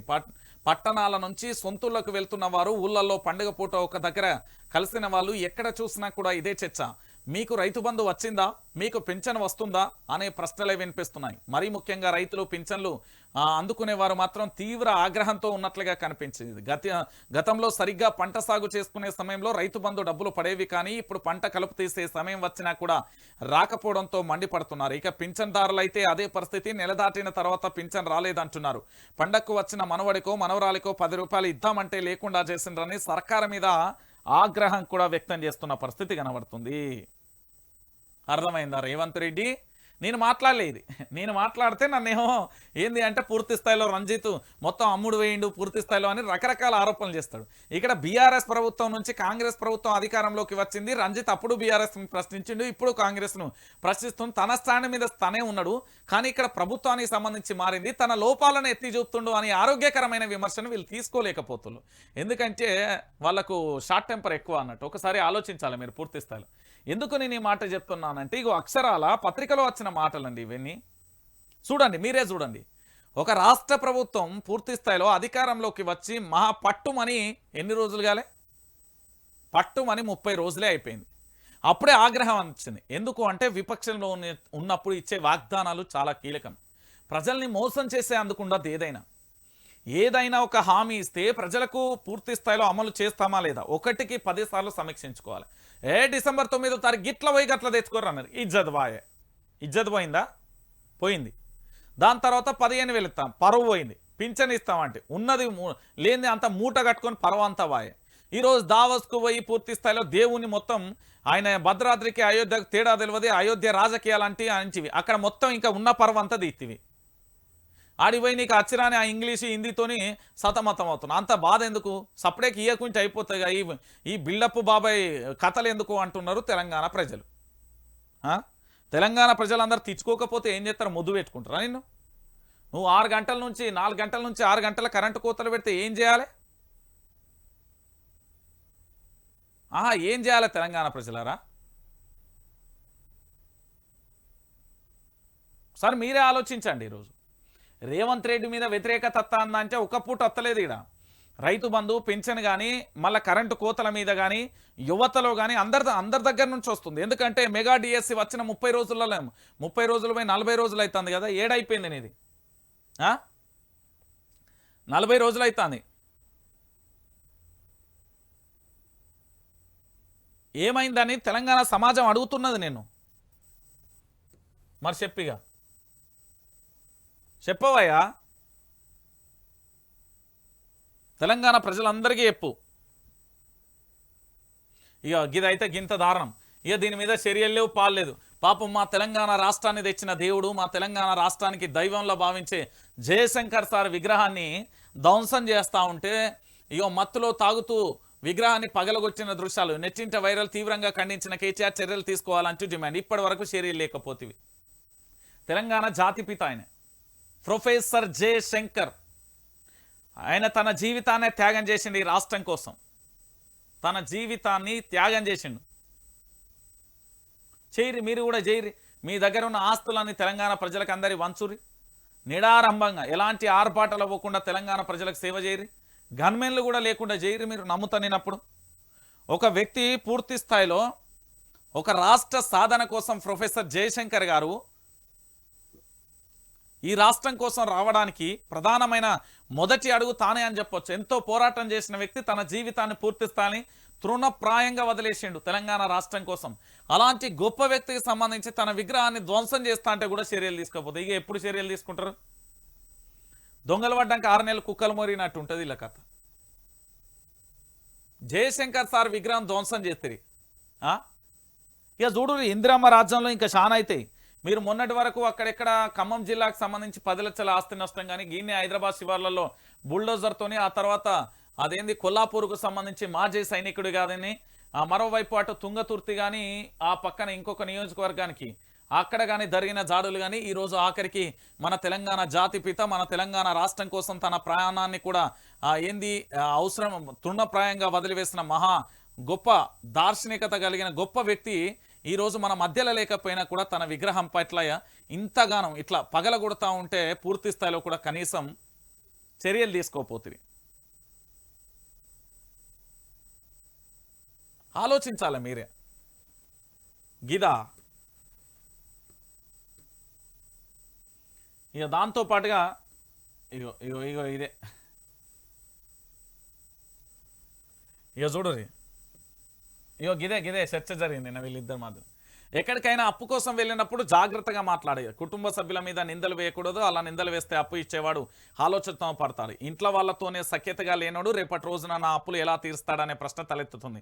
కాబట్టి అప్పటిదాకా ఇద్దామని అనుకున్న అప్పటికప్పుడు నిర్ణయాన్ని మార్చుకుంటాడు. ఇది కేవలం ఒక వ్యక్తి అప్పులకు సంబంధించిన అంశం మాత్రమే కాదు, రాష్ట్రాన్ని పెట్టుబడులు తీసుకొచ్చే దగ్గర కూడా ఈ సూత్రమే వాడుతుంది. నా రాష్ట్రంలో ఏమీ లేదు, గత ప్రభుత్వం ఏమీ చేయలేదు, కానీ మీరు వచ్చి పెట్టుబడులు పెట్టండి అంటే ఎవరైనా వస్తారా? పరాయి దేశానికి వెళ్ళి సొంత వాళ్ళనే తిట్టుకుంటుంటే అక్కడ ఉన్నోళ్ళకి మన మీద ఎలాంటి అభిప్రాయం కలుగుతుంది అనే ఆలోచన కూడా ఉండాలి కదా. కానీ మన ముఖ్యమంత్రికి అవన్నీ పట్టింపులు ఏం లేదు. ఈయన రవ్వంత తెలంగాణలో ఇసుక రవ్వంత ఆయనను అనవసరంగా ముఖ్యమంత్రి చేశారు తెలంగాణ ప్రజలు. నన్ను అడిగితే రేవంత్ రెడ్డిని వేస్ట్గా ముఖ్యమంత్రి చేశాను. ఇతర దేశాలకు కూడా పోతివి నువ్వు, ఇతర దేశాలకు కూడా గత ముఖ్యమంత్రి ఏం చేయలే అని చెప్పబడుతుంది. నువ్వు ఏం చేయాలని పోయి మా రాష్ట్రాన్ని పెట్టుబడులు తేవాలని పోయిన ముఖ్యమంత్రి అదే ఆలోచనతో ఉండాలి. కానీ ఇంకా గత ప్రభుత్వం ఏం చేయాలి, నేనేదెత్తావు అనుకున్న అప్పుల పాలన. అరే మన మీద ఎన్ని రోజులు నిందలెత్తావు? నీకు పరిపాలన చేత కాకపోతే దిగు, నీకు పరిపాలన శాత కాకపోతే దిగవయ్యా. ఏంది ఇదంతా? ఏం చేద్దాం అనుకుంటున్నావు? తెలంగాణ నీ ఒక్కడి సొత్తు కాదు తెలంగాణ. నేను కాంగ్రెస్ పార్టీని గిట్లనే ప్రశ్నిస్తా. తీసుకోకపోతే అన్నీ మూసుకొని గమ్మున వినాలి. వినబుద్ధి కాకపోతే వైఆర్టీవీ అన్సబ్స్క్రైబ్ చేసి దొబ్బయి. నేను ఎవడు అడుగుతలేడు. చూసేటోళ్ళు చూస్తారు. దాని మీద విమర్శలు అవసరం లేదు నీకు. ఈరోజు కాంగ్రెస్ పార్టీ అధికారంలోకి వచ్చిందంటే అలా నా వాటా కూడా ఉన్నది. ఎందుకంటే నేను కూడా అధికారంలోకి తీసుకొచ్చిన దాంట్లో నేను కూడా పాత్ర ఉన్నా. కానీ మార్పు అని చెప్పి నా మీద నన్ను నేనే కాల్చుకొని చంపుకోను కదా. తెలంగాణ ప్రజలను సావనయ్యాను కదా. అందరూ బాగుండాలి కదా. ఈరోజు తెలంగాణ రాష్ట్రం గత ముఖ్యమంత్రి ఏం చేయలే, అసలు ఏం చేయలే అప్పుల పాలు చేసిన ఇతర దేశాలకు వెళ్ళి కొంచెం అన్నా ఏమన్నా ఆలోచన శక్తి ఉన్నది ఆయనకు? ఇక మీరే ఆలోచించురు తెలంగాణ ప్రజలారా. నెట్టింట మొత్తం వైరల్ అవుతుంది. గొప్పగా చెప్పుకోవాల్సింది పోయి ఇజ్జదీసే కథ అవుతాను. ఇక గొర్రెల స్కీమ్ బంద్, స్కామ్ స్టంట్ షురు. గొర్రెల పంపిణీ పథకంపై అయోమయం. గతేడాది జూన్లో 2వ విడత ప్రారంభం. డీడీలు కట్టిన ఎదురు చూస్తున్న లబ్ధిదారులు. గొర్రెల పంపిణీపై స్పష్టత ఇవ్వని కొత్త సర్కార్. గతంలో అక్రమాలు జరిగాయంటూ కేసులు 2.08 కోట్లు దారిమల్లాయని ఏసీబీ విచారణ. పథకానికి మంగళం పాడినట్లుగా గొల్లకుర్మలం. మనం చేయలేనప్పుడు చేసిన దాని మీద ఈకలు పీకాలి. అప్పుడే మనం చేయాల్సిన పని పక్కకు పోతుంది. పాత పనిలో పొక్కలు ఉన్నాయని జోరుగా ప్రచారం చేస్తే అసలు ఇకపై ఆ పనే చేయాల్సిన పని లేదు. గొర్రెల స్కీమ్ విషయంలో రేవంత్ సర్కార్ అవలంబిస్తున్న తీరు గిట్లనే ఉన్నది. గత ప్రభుత్వం కుర్మాలకు గొర్రెల స్కీమ్ పెట్టి గొర్రెలు పంపిణీ చేసింది. ప్రస్తుత ప్రభుత్వం అది కొనసాగిస్తుందో బంద్ పెడుతుందో చెప్తలే. కానీ గత ప్రభుత్వం చేసిన గొర్రెల పంపిణీ కార్యక్రమంపై విచారణ చేసేందుకు మాత్రం రెడీ అవుతున్నది. గత ప్రభుత్వాల మధ్య పాపం గొల్ల కుర్మలు నలిగిపోతున్నారు. ఇప్పటికే డీడీలు కట్టిన గొర్రెల కోసం ఎదురు చూస్తున్నారు అంటూ కూడా ప్రధాన అంశానికి సంబంధించి కూడా హైలైట్ చేసింది. ఇక చూడురి తెలంగాణ ప్రజల గొల్ల కుర్మలు ఆర్థికంగా బలోపేతం చేయడం లక్ష్యంగా గత ప్రభుత్వం గొర్రెల పంపిణీ పథకాన్ని తీసుకొచ్చింది. 75% సబ్సిడీతో లబ్ధిదారులకు గొర్రెలను అందజేసింది. మొదటి విడతలో 3,60,098 మందికి గొర్రెల యూనిట్లను లబ్ధిదారులకు అందజేయగా రెండో విడతలో 3,57,971 మంది లబ్ధిదారులకు పంపిణీ చేస్తామని గతేడాది జూన్లో అప్పటి ముఖ్యమంత్రి కేసీఆర్ ప్రకటించారు. తర్వాత చాలా మంది లబ్ధిదారులు డీడీ కట్టారు. కొంతవరకు గొర్రెలు అందాయి. ఈలోగా ఎన్నికల కూడా వచ్చింది. గొర్రెల పంపిణీ అయిపోయింది. డిసెంబర్ 7న రాష్ట్రంలో కొత్త ప్రభుత్వం ఏర్పడింది. మరి ఈ పథకానికి సంబంధించి ఆడొక పెద్ద బుక్ ఉంటుంది గొర్రెల స్కీమ్కు సంబంధించి, లేదా ఇక్కడ రైట్ సైడ్లో ఉంటుంది. ఎందుకంటే ఈరోజు తెలంగాణ రాష్ట్ర వ్యాప్తంగా ఒక చర్చ జరుగుతుంది. వాస్తవ కోణాన్ని కూడా తెలంగాణ ప్రజలందరూ కూడా ఆలోచించాలి. తెలంగాణ రాష్ట్రంలో జరుగుతున్న వాస్తవ విషయాలను కూడా మీ అందరి దగ్గర పెట్టే ప్రయత్నం అయితే చేస్తున్నా. ఎందుకంటే తెలంగాణ ప్రజలారా ఈరోజు గొర్రెల స్కీమ్కు సంబంధించి విషయాలు చెప్తారు. మేము నిన్న దీనికి సంబంధించి తీసుకొచ్చినాం. ఇదే రైట్. ఒక్కసారి ఇక్కడ ఆలోచించాలి. మేము ఈడ ఎంతమంది లబ్ధిదారులకు ఎన్ని యూనిట్లు 3,60,098. ఇప్పుడు ఎంత 3,57,971. ఇప్పుడు ఏం జరుగుతుంది అంటే ఇక్కడ ఒక చర్చనీయాంశంగా ఉన్నది. గొర్రెల స్కీమ్ అనేది ఇవ్వబడుతుంది, గత ప్రభుత్వానికి సంబంధించిన స్కీమ్ ఇవ్వబడుతుంది కాబట్టి ఆ స్కీమ్ ఇవ్వబడుతుంది కానీ ఎట్టి పరిస్థితులలో ఇవ్వకుండా ఉండేందుకు దీంట్లో అవినీతి జరిగింది, దీన్ని విచారణ చేస్తున్నామనే ఒక బట్టగాల్సి మీదేసి దానిని విచారణ పేరుతోని కాలయాపన చేస్తూ ఈ స్కీమును మొత్తమే తప్పుదో వచ్చిచ్చి దీన్ని మర్చిపోయే ప్రయత్నం చేస్తుంది కాంగ్రెస్ ప్రభుత్వం. వాస్తవం ఇప్పుడు కాంగ్రెస్ ప్రభుత్వం చేయబోతున్న విషయం ఏంటంటే తెలంగాణలో పూర్తి స్థాయిలో గొర్రెల స్కీమ్కు సంబంధించి ఎట్టి పరిస్థితులలోనూ మన దగ్గర ఉన్న బడ్జెట్, దాంతోపాటు తెలంగాణ రాష్ట్రానికి సంబంధించి ఆ గొర్రెల కుర్మలకు ఇవ్వాల్సిన దానికి బడ్జెట్ కానీ ఇతరత్ర కానీ అంతా బీఆర్ఎస్ పార్టీకి సంబంధించిన నేతలకే చెందాయి. ఈ పథకం ఉన్నా లేకున్నా ఒకటే అని వాళ్ళ గ్రూపులలో వాళ్ళు తెగ చాటింగ్ చేసుకుంటున్నారు అనేది మిత్రుడు పంపించిన సందేశం. ఇప్పుడు ఏమున్నది, బట్టగాల్సి మీదేసి ఈ గొర్రెల స్కీమ్లకు సంబంధించి స్కామ్ జరిగింది. ఏం లేదు, తెలంగాణ ప్రజలకు ఇప్పుడు సంబురం. స్కాములు జరిగినాయి అంటే ఒక సంబురం. ఎందుకు సంబురం అంటే కేసీఆర్ ఇన్ని తప్పులు కేసీఆర్ ఎట్లా చేస్తాడు నాకు అర్థం కాదు. ఒక సినిమాలో రాజు దగ్గరికి అదేంది బహుశా హీరో అనుకుంటాను, నాగార్జున ఎవరు, ఐస్ ముక్కని ఇట్లా అందరికి ఇస్తే లాస్ట్కి ఇంత మిగులుతానట్టు అక్కడ అధిష్టానం చక్కనే అన్ని గట్టిగానే రిలీజ్ చేసింది. కింద ఉన్న అధికారి తప్పు చేస్తే కేసీఆర్ మీదకి పోదు కదా. ఇప్పుడు మన ఇంట్లో మన తమ్ముడు అన్ననో అక్క చెల్లె తప్పు చేస్తే వాళ్ళ మీద పడతా, నీ మీద మొత్తం కుటుంబం మీద నిందాపనందాలు వేసుకొని మేమందరం కలిసి చేసిన అనం కదా. ఎవరో ఎక్కడనో తప్పులు చేస్తే ఈరోజు పరిస్థితి ఏందండి? తెలంగాణ ప్రజలారా ఒకసారి మీరే ఆలోచించాలి. ఈరోజు గొర్రెల స్కీమ్ ఇవ్వకుండా ఉండేందుకు ఇది ఒక ఎత్తుగడ. ఇది మీరు నమ్మాలి, నమ్మను అంటే కుదరదు, ఇది వాస్తవం. ఈరోజు గొర్రెల స్కీమ్ అనేది ఇవ్వకుండా చేసేందుకు ఒక కుట్ర. దాన్ని మీరు నమ్మకపోతే నేనేం చేయలేను. ఎందుకంటే ఈ స్కీమ్కు సంబంధించి భవిష్యత్తులో జరగబోతోంది, ఇదే జరగబోతోంది తెలంగాణలో. రేపు భవిష్యత్తులో జరగబోయే పరిస్థితి ఇదే, ఎట్టి పరిస్థితులలో కూడా జరగబోయే అంశం ఇదే. ఏం జరగబోతుంది అంటే ఈ గొర్రెలకు సంబంధించిన స్కీమును బంద్ చేసి దీన్ని స్కామ్ పేరుతో బట్టబయలు చేసి దీన్ని ఏం చేయరు. ఆఖరికి ఆలు లేదు సూలు లేదు, అల్లుడు పేరు సోమలింగం అనే శాస్త్రాలు మనం గతానికి సంబంధించిన ఏంది కొటేషన్లన్నీ గుర్తు చేసుకుంటూ ఉండాలి తప్ప వీళ్ళు చేయరు. గుర్తుపెట్టుకోరు, ఇది వాస్తవం. ప్రతి దాని మీద ప్రతి శాఖలో అవినీతి జరిగిందని గొగ్గోలు పెడతారు. మామూలుగా గొగ్గోలు పెట్టరు వీళ్ళు, అసలు భయంకరంగా పెడతారు. ఆ తర్వాత తీరా చూస్తే ఆడ ఏముండదు. 3-4 నెలల తర్వాత చూద్దాం. సరే, 3-4 నెలల తర్వాత వీళ్ళు విచారణ చేసిన తర్వాత ఏమన్నా ఉంటుందో లేదో మీరే చూడరు. నేను అంటున్నా కదా వాస్తవం. ఇది 3-4 నెలల తర్వాత ఏముండదు ఇక్కడ. ఇగో ఏమున్నదక్కా ఏమున్నదక్కా, ఈ వార్త చూసినాక మీకు కొంచెం ఇప్పుడన్నా చలనం రావాలి. నన్ను ప్రశ్నించేటోళ్ళు, నన్ను అడిగేటోళ్ళు, పూర్తి స్థాయిలో కామెంట్లు పెట్టేటోళ్ళు, లేకపోతే కాల్స్ చేసేటోళ్ళు, మెసేజ్ చేసేటోళ్ళకి ఇప్పుడైనా సావజచ్చిన నెత్తురు. నేను ఒక అయ్యవ్వకే పుట్టిండ్రా, నేను మొగోనిరా రాజా, నేను ఒక మనిషిని, నాకు మానవత్వం ఉన్నది, నేను తల్లి కడుపులోనే పుట్టినా, నేను ఒక గొర్రెను కాదు బర్రెను కాదు అనేటోడు అందరికీ ప్రశ్నించడానికి ఇప్పటికైనా సోయి రావాలి. ఎందుకు రావాలంటన్నా ఇప్పుడు చెప్పుర్రి. 2 పత్రికలకు 200 కోట్లు. ఇక చెప్పుర్రా, ప్రశ్నించొద్దన్నా. మనం గాజులు పెట్టుకొని ఇంట్లో కూర్చోవాలన్నా. అన్నా నువ్వు ప్యాకేజ్కి అమ్ముడు పోయినావన్నా, ఎందుకైతే నువ్వు అంగట్ల గొర్రెవన్నా, లొట్ట పీసు కానీ అవసరమని అమ్ముడు పోతావురా సన్నాసిగా. చూడు ఎన్ని కోట్లు, 200 కోట్లు. ఏం చేయొచ్చా 200 కోట్లతోని? ఏం చేయొచ్చు అంటున్నా 200 కోట్లతోని? ఓ బడి పెట్టచ్చు, ఓ దవాఖానా పెట్టచ్చు. చెప్తున్నా కదా, నిరుద్యోగులకు దీంట్లో ఆర్థిక ఏదైనా స్కీమ్ పెట్టి దాంట్లో తల ఒక 10 లక్షలు ఇచ్చినా బాగుపడతారు కదా, 5 లక్షలు ఇచ్చిన ఆర్థిక స్వావలంబని. ఇక చెప్పుర్రి అన్నా. మనం ప్రశ్నించద్దే. మొన్ననే పుట్టింది కానీ ఇప్పుడే పసిపాప కాదన్నా, ఉయ్యాలు ఊపుదామన్నా, కొద్దిగా టైం ఇద్దామన్నా. ఇప్పుడు ఏమి ఇద్దామన్నా? ఇట్లా ఎంత స్కాములు జరుగుతున్నాయో చెప్పొద్దా అన్న? ఓ అన్న నిన్నే అన్నా, ఒక్కొక్క రకంగా వానికి ఏం చదువుకున్నారో ఏం పాడో తెలియదు కానీ ఓడేమో జర్నలిజం తెలుసా తక్కువ అని ఒకటి చెప్పాను. ఒకటి ఫోన్ చేసి సిగ్గుసరే ఉండాలి అడిగనీకి. 20,000 వీడియోలు చేసినప్పుడు ఏడవన్నావు ఆడంగి ఎదవలెక్క ఏడవన్నావు అంటున్నా. 20,000 వీడియోలు చేసిన, ఎన్ని వీడియోలు పడ్డాయి? 21 వీడియోలు పడ్డాయి. 21 వీడియోలు మొత్తం అప్పుడు ప్రభుత్వాన్ని ప్రశ్నించిన కదా, అప్పుడు ఏడవన్నావు అంటున్నా. ఏ తుర్రలవన్నావు? ఇప్పుడు ప్రశ్నించద్దన్నా. ఇక చూడన్నా 200 కోట్లటన్నా, ఏంది దీని సంగతి చెప్పిగా మరి. ఇక చూడు ఒకటి సర్క్యులేట్లో ఉన్నది, మరొకటి డిజిటల్. ఇటీవలే పెద్ద మొత్తంలో అందజేత కేబుల్ బ్రిడ్జ్ పరిసర ప్రాంతంలోని ఓ స్టార్ హోటల్లో కుదిరిన డీల్. ఇద్దరు బడా పారిశ్రామికవేత్తలకు అప్పగింత. చక్రం తిప్పిన పెద్ద నాయకుడికి సోదరులు. ఆ రెండు పత్రికలు చేయాల్సిన పని ఒక్కటే, గత ప్రభుత్వం లూప్ హోల్స్ను వెతకడంతో పాటు ఒక పార్టీకి వ్యతిరేకంగా వార్తలు రాస్తే చాలు. ఎంపీ ఎన్నికలకు అయిపోయేదాకా టాస్క్. దాంట్లో భాగంగానే సదరు పత్రికలలో వరుస కథనాలు. గుసగుస అంటున్నారు తెలంగాణ ప్రజలు. ఇప్పుడు ప్రశ్నించద్దు. 200 కోట్లు నీ అయ్య తాత సుట్టం. ఆ సన్నాసి ఫోన్ చేసే బాడకవులు అందరికీ చెప్తున్నా. ఏమైంది ఇప్పుడు 200 కోట్లు? ఎవరి తాత సుట్టం? 200 కోట్లు ఏడబోయినాయి? ఇటువంటి చాలా ఉంటాయి.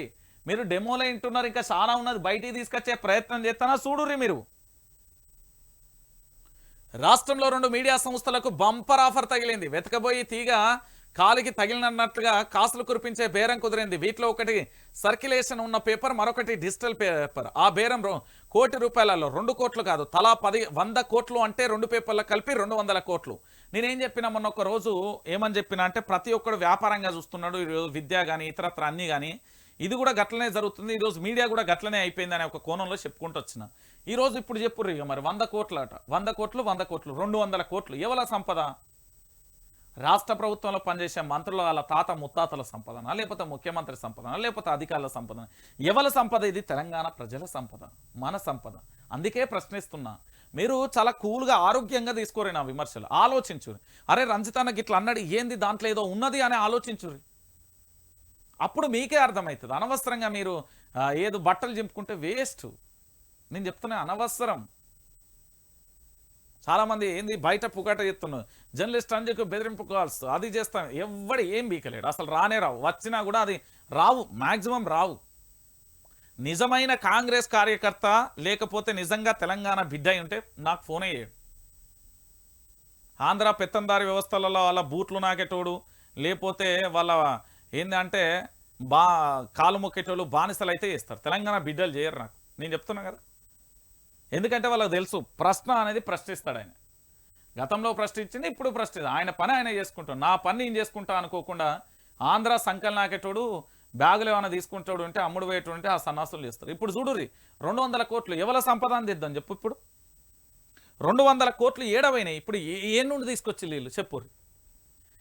ఇక చూడుర్రి, ఓ పెద్ద నాయకుడు ఇద్దరు సోదరులు దగ్గరుండి మరీ ఈ డీల్ సెట్ చేశారంట. డబ్బు సమకూర్చే బాధ్యత ఇద్దరు బడా పారిశ్రామికవేత్తలకు అప్పగించారు. హైదరాబాద్ దుర్గం చెరువు కేబుల్ బ్రిడ్జ్ సమీపంలో ఉన్న ఓ హోటల్లో ఈ డీల్ కుదిరింది. ఆ 2 పేపర్లకు ఇంత పెద్ద మొత్తంలో డబ్బులు ఎందుకు ఇచ్చారనే అనుమానం కలగొచ్చు. అయితే ఆ రెండింటికి ఒక టాస్క్ అప్పగించారు. గత ప్రభుత్వం లూప్ హోల్స్ వెతకాలని దుమ్మెత్తిపోయాలి. ఒక పార్టీకి వ్యతిరేకంగా వరుస పెట్టి కథనాలు రాస్తూనే ఉండాలి. ఆ పార్టీకి వ్యతిరేకంగా ఏ మూలన ఏ చిన్న వార్త దొరికినా దాన్ని హైలైట్ చేయాలి. ఏమి దొరకకపోతే వాళ్ళు కొన్ని లీకులు ఇస్తారు, వాటిని ఉన్నది ఉన్నట్లుగా పేపర్లో వేస్తే చాలు. ఇక నేను కూడా చెప్తున్నా కదా, తెలంగాణ ప్రజల గుర్తుపెట్టుకోరు. ఇక మనం కూడా స్టార్ట్ చేద్దాం, మనం కూడా చేయాలి. ఇక మనకు కూడా ఉన్నది ప్రజా వెలుగు దినపత్రిక. దీన్ని పొద్దుగాల మధ్యాహ్నం సాయంత్రం రోజు 4 ఎడిషన్లు తీసుకొస్తా. కొద్దిగా ఆర్థిక ఏంది అంటే లోటుపాటు వల్ల అవుతున్నా కానీ నేను చాలామందిని అందుకే అడుగుతున్నా, దేనికోసమన్నా అని అడుగుతారు. కానీ వాస్తవంగా ఇప్పుడు ఒక 2-3 సబ్ ఎడిటర్లను పెట్టిన ₹1,00,000 దాకా అయితే నేను అందుకే చాలామందిని అడిగిన. ఇగో ఈ 9908572666 నెంబర్ ఉన్నది కదా, ఇది నా నెంబరే. ఈ నెంబర్కి సంబంధించి గూగుల్ పే, ఫోన్పే చేయండి. దీనికి సంబంధించి మనం పూర్తిగా కూడా వేయాలంటే ఇగో గిటువంటి దొంగలు అందరినీ మనం బట్టబయలు చేయాలి. బీఆర్ఎస్ ప్రభుత్వం మీద బట్టగాల్సి మీదేసి బదనాం చేస్తారని చెప్పినా కూడా ఇగో ఇప్పుడు గదే జరుగుతున్నది. ఇప్పుడు గదే జరుగుతున్నదన్నా. చూడురి, ఏం లేదు, వీళ్ళు ఉన్నాయి లేని ఏ చిన్న లూప్ దొరికినా రాయాలి, అక్కడ బొయ్యాలి. ఇగో లోక్సభ ఎన్నికలు అయిపోయేదాకా నిరంతరంగా ఈ పని చేస్తూనే ఉండాలి. ఏ ఒక్కరోజు గ్యాప్ కూడా ఇవ్వకూడదు. ఇలా కార్యాచరణ మొత్తం సిద్ధం చేసి అడ్వాన్స్గా కొంత అమౌంట్ కూడా చేతులలో పెడతారు. ఆ 2 పత్రికలు కూడా పని కూడా మొదలు పెట్టాయి. ప్రతిరోజు గత ప్రభుత్వంలోని వ్యక్తులకు ఆ పార్టీకి సంబంధించిన వ్యతిరేక వార్తలు రాస్తూనే ఉండాలి. ఇంతవరకు బాగానే ఉంది. కానీ ఆ 2 పత్రికలకు భారీగా డబ్బు రాబోతుందని తెలిసి మరో పత్రిక అలిగింది.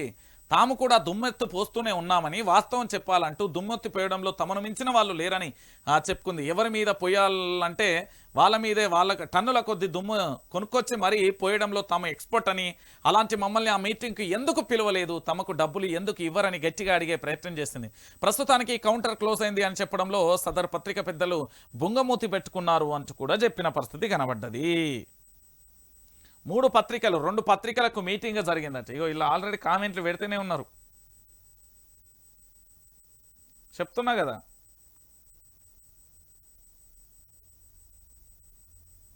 చూడురు ఇక ఇప్పుడు చెప్పుర్రా గుంపు మేస్త్రి టీమ్ అండ్ కో 200 కోట్లు రంజిత్ ఎందుకు ప్రశ్నించద్దు, ఇందుకు ప్రశ్నించాలి. ఇంకొకటి కూడా మీకు చూపెడతా ఆగుర్రి తెలంగాణ ప్రజలారా. ఈరోజు నేను మాట్లాడితే ఏదో అంటున్నారు. ఇగో తెలంగాణలో ఇక చూడురు, ఒకసారి చూడు.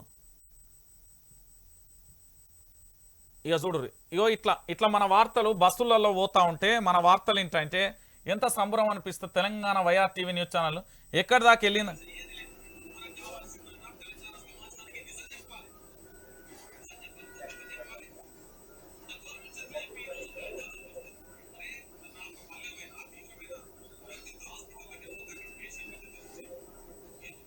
ఇగో ఎటువంటి వీడియోలు చూస్తే సంబరం అనిపిస్తుంది. మనల్ని ఒక వృద్ధ పెద్ద ఆయన బస్సులో పోతూ మన వార్తలు వింటుండు. పండుగ పూట అట్లా ఒక్క బస్కే పరిమితం కాలేదు, చాలా చోట్ల కూడా వాళ్ళ ఫోన్లలో YR TV Telugu news channel వింటున్నారు. అంటే వాళ్ళకి నేను ఇచ్చిన నమ్మకం, వాళ్ళు నా మీద పెట్టుకున్న నమ్మకాన్ని వమ్ము చేయకుండా ప్రశ్నిస్తున్నాను. కాబట్టి నేను ఒక పెద్ద ఆయన వచ్చిండు, నువ్వు ఎప్పుడు మారలే, నీ స్టాండ్ కరెక్టే ఉన్నది, నీ మీద ఆరోపణలు వస్తాయి, ఇంకా భవిష్యత్తులో భయంకరంగా వస్తాయి, వాటన్నింటిని లైట్ తీసుకో రంజిత్. నేను ఒక పెద్ద ఆయన, దాదాపుగా 86 ఏళ్ళు ఉంటాయి నాకు, ఆయనకు ఉంటాయి. ఆయన చెప్పిండు అన్నట్టు, 86 ఏళ్ళ వయసున్న పెద్ద ఆయనే చెప్పిండు. ఇక చూడు, నేను ప్రశ్నిస్తా బ్రో, ఎందుకు అంటే నా దగ్గర క్లారిటీ ఉంది బ్రో. మీ దగ్గర లేకపోతే మీకు మీ భవిష్యత్తు మీద క్లారిటీ లేదు, మీ అమ్మా నాన్నని ఎట్లా చూడాలనో క్లారిటీ లేదు, మీ గ్రామాన్ని ఎట్లా అభివృద్ధి చేయాలనో మీకు క్లారిటీ లేదు, మీ యొక్క కుటుంబాన్ని, మీ భవిష్యత్తు క్లారిటీ లేక మంది మీద పడి ఏడ్చే ప్రయత్నం చేస్తున్నారు. అంతే బ్రో. మీరు కరెక్ట్గా మీ పని మీరు చూసుకుంటే ఇక్కడ దాకా రాదు. ఇప్పుడు నాకు బిజీ షెడ్యూల్, ఇప్పుడు పొద్దుగాల 4 గంటలు అయితే రాత్రి 1 దాకా పేపర్ నేనే రాసుకోవాలి, ఛానల్ నేనే వేసుకోవాలి, అన్ని నేనే చేసుకోవాలి. నా పని నాకే సరిపోతుంది. మీకేందంటే పని పాట లేదు కాబట్టి ఇటువంటి వస్తుంది. ఎందుకంటే వాడు ఆంధ్ర మోకాల చేతుల ఎవడన్నా తెలంగాణ బిడ్డ అయితే నన్ను ఏమన్నాడు, ఆంధ్ర పెట్టుబడిదారు బిడ్డ మోకాలు నాకు చోడైతేనే ఫోన్లు చేస్తారు నేను చెప్తున్నా కదా. ఇక్కడ ఈడ చూడు, 70 ఏళ్ళ వృద్ధుడు వార్తలు వింటాడు. ఆయన ఎంత మంచిగా చెప్పిండు తెలుసా మాట. నేను నచ్చి నిన్న ఒక ఆయన 86 ఏళ్ళ ఆయన పేరేం పేరు ఉండే, నరసింహులు, ఆయన వచ్చి మంచిగా చెప్తా ఉన్నాడు, మంచిగా ఉంటాయి, ఎవరిని పట్టించుకోక చేయి బిడ్డ అంటున్నాడు. అది నిజం, అది రియాలిటీ. ఒక పెద్ద ఆయనే అదేంది వీల్ చైర్ పట్టుకొని మరీ వచ్చిండు. అది కదా వాస్తవాలని చెప్తున్నప్పుడు జీర్ణించుకోరు, ఎందుకంటే నిజాలు అవి. వానికి అమ్ముడు వీని గొర్రెమా బర్రెమా మనసులో రా నాయన. నేను చెప్తాను, నేను మిమ్మల్ని అడుగుతున్నా కదా, 9908572666 నెంబర్కి గూగుల్ పే, ఫోన్పే చేయండి, సహాయం చేయండి ఖచ్చితంగా. ఎందుకు అంటే దీన్ని మరో స్థాయిలో మన బీఆర్ఎస్ పార్టీకి సంబంధించి తెలంగాణ ప్రజల మీద విషం చల్లడానికి రంగం సిద్ధమైంది. ఆ పత్రికలే కాదు, కొన్ని ఛానళ్ళు కూడా అవి భయంకరంగా స్టార్ట్ చేసినాయి అన్నట్టు. సో అదేంటి అంటే ఇప్పటికే మన చేతుల పల్లెంలో మనుపడ్డది, రేపు పొద్దుగాల ఇంకేదైనా పడుతుంది. అందుకోసం ఆదిలోనే దాన్ని తుంచేసి లేదు మళ్ళీ మన రాష్ట్రాన్ని మనం కాపాడుకోవాలని చెప్తున్నా నేను. ఇక చూడు చెప్పురు ఇక తెలంగాణ ప్రజలారా. రైట్, ఇక మరో పత్రిక నమస్తే తెలంగాణ. ప్రస్తుతం ఇది విపక్షం, గతంలో ఇదే స్థానంలో ఎలుగు పేపర్ ఉండే, ఇవాళ అది ఏడున్నదో కనబడతలేదు. ఇక చూడరి, రాష్ట్రంలో 10 ఏళ్లుగా కనిపించిన క్యూ లైన్లు మళ్లీ మొదలయ్యాయి. ఓవైపు యాసంగి అదును దాటిపోవడం, మరోవైపు ఎరువుల కొరత ఏర్పడడంతో అన్నదాతలు మళ్లీ రోడ్డెక్కారు. సంక్రాంతి పండుగ పూట యూరియా కోసం పరుగులు తీస్తారు. నిర్మల్ జిల్లా కుంటాల మండల కేంద్రంలోని సహకార సంఘం వద్ద 7 గ్రామాలకు చెందిన 300 మంది రైతులు సోమవారం ఇలా యూరియా కోసం బారులు తీరారు. పోలీసుల బందోబస్తు మధ్య అధికారులు 450 బస్తాలను పంపిణీ చేశారు. ఇక చెప్పుర్రి, తెలంగాణ రాష్ట్రం ఏర్పడిన తొలి నాళ్లలో ఇలాంటి పరిస్థితే ఉండే. ఎందుకంటే ఆంధ్ర మనకు బాధ్యతను అప్పజెంపోయిన పరిస్థితి తర్వాత, ఆ తర్వాత 10 ఏళ్ల పాటు ఎక్కడ కూడా ఆంధ్రప్రదేశ్ పరిపాలన, ఇప్పుడు కేసీఆర్ 10 సంవత్సరాల పాలనలో గిసువంటి లైన్ లేనన్న చూసిర్రా. మళ్ళా కాంగ్రెస్ గత ప్రభుత్వ అనుభవాలన్నీ గుర్తు చేస్తుంది. మీకు గుర్తుందో లేదో, మా నాన్న ఇదే కరెంటు గురించి, పంచాయతీ గురించి బషీర్బాగ్ దగ్గర కాల్పులు జరిపినప్పుడు ఒక బుల్లెట్ ఇక్కడ పాయింట్లోకి వెళ్ళిపోయింది. కొంచెం అయితే తనకు కాలుకు దాకేది, ఇంకొకటి మోకాలుకు దాకేది, నాకు బాగా గుర్తు. ఆ రోజు ఇంకొకటి ఇక్కడ దాకింది. బాష్పవాయులు ఆ మంటకు, ఆ దుమ్ముకు దాదాపు ఒక 10 రోజులు అవస్థ. నా తండ్రి కరెంటు కోసం ఆ రోజు ఇదే బషీర్బాగ్ దగ్గరికి కాంగ్రెస్ ప్రభుత్వ పరిపాలన వచ్చి అవస్థలు పడ్డాడు. నాకు ఇంకా గుర్తుంది. ఆ జ్ఞాపకాలు ఏం గుర్తుపోలే. ఒకసారి ఆలోచించండి, ఆ వయసులో ఏదన్నా జరగరాని అనర్థమే జరిగితే పరిస్థితి ఏంది? నాలాంటి ఎన్నో కుటుంబాలు ఏమైపోవాలి ఈరోజు? మార్పు అని తెచ్చుకున్నాం, కానీ ఆశించిన మేర జరగలే కదా. నేను చెప్తున్నది వాస్తవం ప్రజలారా. ఆ రోజు అదే రబ్బర్ బుల్లెట్ కనుక ఇక్కడో ఛాతిలో తాకరాని చోట తాకి చనిపోతే పరిస్థితి ఏంది ఈ రోజు నాది? నాలాంటి ఎన్ని కుటుంబాలు ఆ రోజు బలిగాలే? వాస్తవం మాట్లాడుకో, మనం రియాలిటీ మాట్లాడుకుందాం. ఏంది పరిస్థితి? అలాంటి అనుభవాలను గుర్తు చేయకపోతే నేను ప్రశ్నిస్తానా? ఏది ఏమైనా ప్రశ్నిస్తాను. నేను చెప్తున్నా, నాతో పాటు నా మిత్రులు కూడా కలిసి అందరూ ప్రశ్నిస్తారు. ఇంకా చాలా మంది వస్తారు. ప్రశ్నించే గొంతుక ఎప్పుడూ ఆగదన్న. అది ఈరోజు నేను పోయినా ఇంకొకరు వస్తారు, వస్తూనే ఉంటారు. అది ఆగది. ఇది ఒక సముద్రం, దీన్ని ఎవ్వడు ఆపలేడు. కుట్రలు కుతంత్రాలు చేసి ఆపితే చెప్పలేం, కానీ మనం అందరిలోకి ఏంది ఫేక్ వ్యూవర్షిప్ తెచ్చుకుంటలేం. వాని నెలకు చెన్నై అనుకో బెంగళూరు అనుకో నెలకు 3 లక్షలు కట్టి దాంట్లో లింకులేసి 20,000 మంది 30,000 మంది 40,000 మంది 5,000 మంది చూసేటట్టు మనం ఫేక్ ప్రచారం చేసుకుంటున్నాం. ప్రజలు ఎంత చూడాలో అంత చూస్తారు. మీరు చూడరు సాటిలైట్ ఛానళ్ళు కూడా ఈరోజు వ్యూవర్షిప్ అనేది ఒక ప్రోగ్రామ్ ఏదో ఒకటి పర్టికులర్గా ఉంటుంది. మీరు గతంలో మనకు తీర్మార్ న్యూస్ అని V6లో వచ్చేది. అది ఎంత కొట్టినా 20,000 వరకు 15,000 వరకు పోయేది.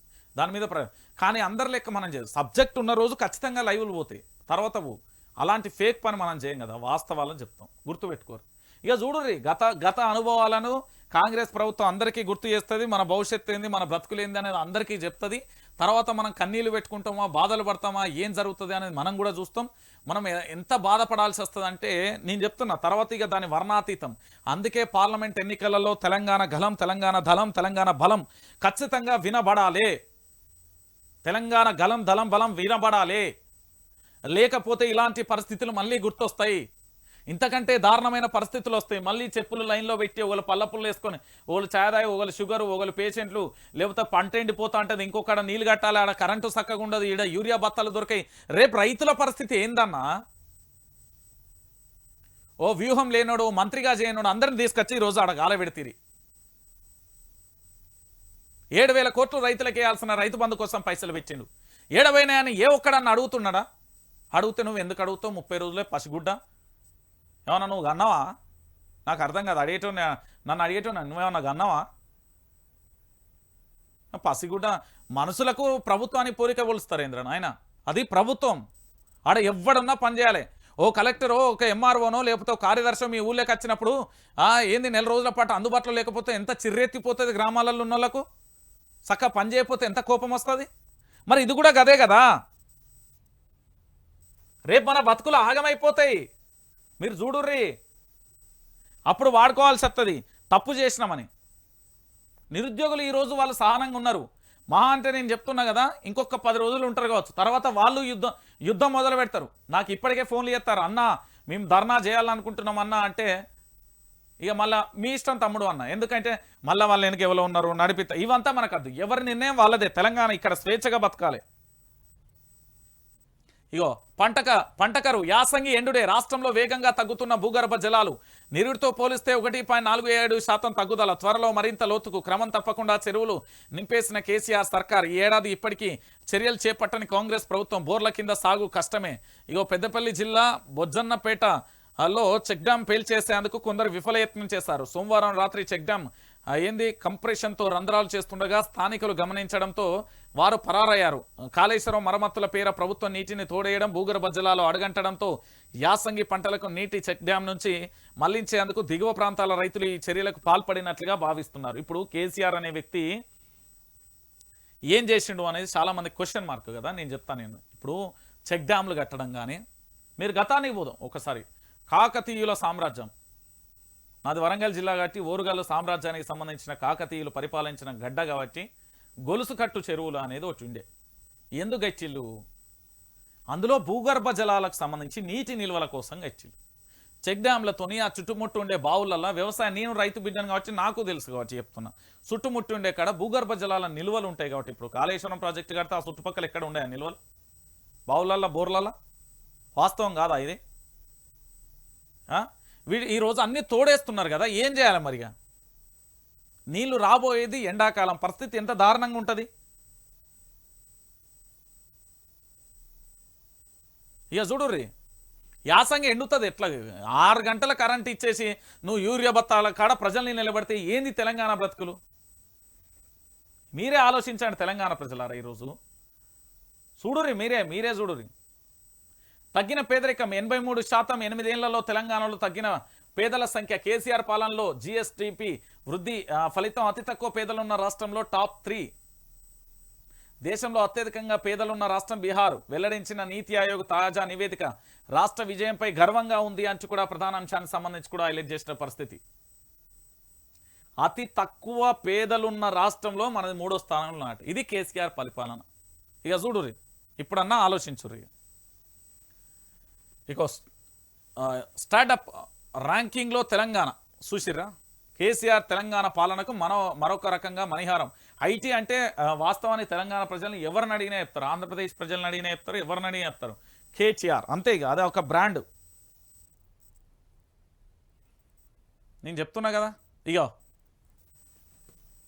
అయిపోయింది. ఇక విద్యుత్ ఛార్జీలు, కరెంటు ఛార్జీల పెంపుకు డిస్కంలో కేంద్రం అనుమతి. అయిపోయింది. ఇంకెక్కడిదిగా. ఎంత ఖర్చు చేస్తే అంత వసూలు చేసుకోండి, వినియోగదారులపై భారం ఎంతైనా వేయండి, ఛార్జీలు ఎప్పటికప్పుడు పెంచుకునే వెసులుబాటు. విద్యుత్ సవరణ నిబంధనలు 2024 పేరిట గెజిట్. అయిపోయింది. మీ 2 గంటల యూనిట్ ఉచితంగా ఇచ్చేసి మిగతా దాని మీద డబల్ ఇస్తారు. నీ 200 యూనిట్లకు 3 రేట్లు వేసి ఛార్జీలు వసూలు చేస్తారు. అప్పుడు సమ్మగా ఉంటుంది. అప్పుడు అందరూ మంచిగా అంటారు, వావ్ అంటారు. అనూరిగా నేను చెప్తే ఇంటలేరు కానీ వాస్తవం నాయన ఇవన్నీ.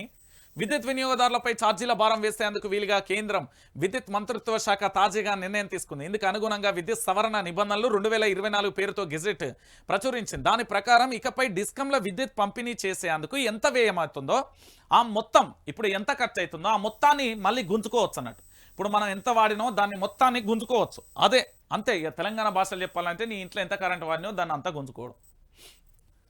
ఆ మొత్తాన్ని వినియోగదారుల నుంచి ఛార్జీల రూపంలో రాబట్టుకోవాలని స్పష్టం చేసింది. ఇందుకు గాను విద్యుత్ ఛార్జీలను ఎప్పటికప్పుడు పెంచేందుకు ఈ తాజా నిర్ణయం వెసులుబాటు కల్పించనుంది.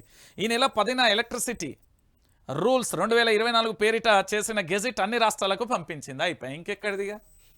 అన్నా 200 యూనిట్ల ఫ్రీ ఉచిత విద్యుత్ కరెంట్ అన్నా అంటారు. తర్వాత 400 యూనిట్లకు సంబంధించి వసూలు చేస్తారు. అప్పుడు మనందరికీ చల్లగా ఉంటుంది. చెప్తున్నా కదా, ఇదే అవుతుంది. కేసీఆర్కి ఏమైంది? కేసీఆర్ పోతే ఏమైందంటే ఏం చెప్పాలి? కేసీఆర్ పోతే యాసంగికి నీళ్లు లేవు. దాని తర్వాత ప్రాజెక్టులలో నీళ్లు తోడెత్తాళ్ళు. 6 గంటల నుంచి 7 గంటల కరెంట్ వస్తుంది. దాని తర్వాత ఎరువుల బస్తాకు లైన్లో నిలబడేసేస్తుంది. దాని తర్వాత విద్యుత్ ఛార్జీలు పెంచబోతున్నారు. వాళ్ళకున్న అనుకూల శాటిలైట్ పత్రికల దుమ్ము కేసీఆర్ మీద ప్రచారం చేస్తున్నారు. దాంతోపాటు తెలంగాణలో ఏది సంక్షేమ పథకాలు రావట్లే. తెలంగాణ సంబంధించి రైతు బంధు పింఛన్లు సరిగ్గా రావట్లే. తర్వాత గొర్రెల స్కీమ్ కూడా బంధు పెడతారా? దళిత బంధు ఏది బంధు పెడతాడో అర్థం కాదు. కేసీఆర్ లేకుంటే ఏమవుతుంది? ఆగమవుతుంది. 1900 దాదాపుగా 40లకు పోతుంది నన్ను అడిగితే. ఇంకా వీళ్ళు చెప్పేసేప్పుడు 1900 వీళ్ళు ఏంది పూర్తి స్థాయిలో 81 నుంచి మొదలయ్యి మళ్ళీ 2004లో మొదలైంది కదా వీళ్ళ రాజ్యం. ఏంది ఆ చంద్రబాబు నాయుడు ఉన్న సమయంలో గుర్రాలతో ఎట్లా బసిర్బాగ్ కాల్పులు ఎట్లా జరిగిన కరెంటుల కోసం ఇవాళ గదే జరుగుతుందన్న. వాస్తవాలు ఇవి. మీ దగ్గర 200 యూనిట్లు ఉచితం అంటారు, 400లకు వసూలు చేస్తారు. ఏమున్నది ఛార్జీలు? ఇప్పుడు 100 రూపాయలు కట్టే కాడ 300 ఎత్తే అయ్యాయి. ఇంకెక్కడికి ఆలోచించాలి. చిన్న లాజిక్. 200 యూనిట్లకు మీకు 300 కరెంటు బిల్లు వస్తుంది. దాన్ని 600 ఎత్తాడు. అయిపోయాయి. ఇంకెక్కడ ఉచితమే అంటారు. అన్నీ అవుతుంది. వసూలు చేసేస్తాడు. అప్పుడు ఉంటుంది సినిమా. తెలంగాణలో అప్పుడు సినిమా స్టార్ట్ అవుతుంది. నేను చెప్తున్నా కదా. ఇక చూడు, చేనేత కార్మికుడు బలవన్ మరణం, ఉపాధి కరువై అనారోగ్యం తీవ్ర కఠిన నిర్ణయం.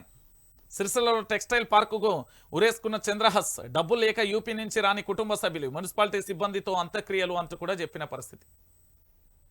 అయిపోయింది. అన్నదాతలు, చేనేత కార్మికులకి అందరూ దయచేసి చెప్తున్నా, ఈ పాలన తెలంగాణ ప్రజలు తలుచుకుంటే ఏదైనా మార్పు సాధ్యమవుతుంది.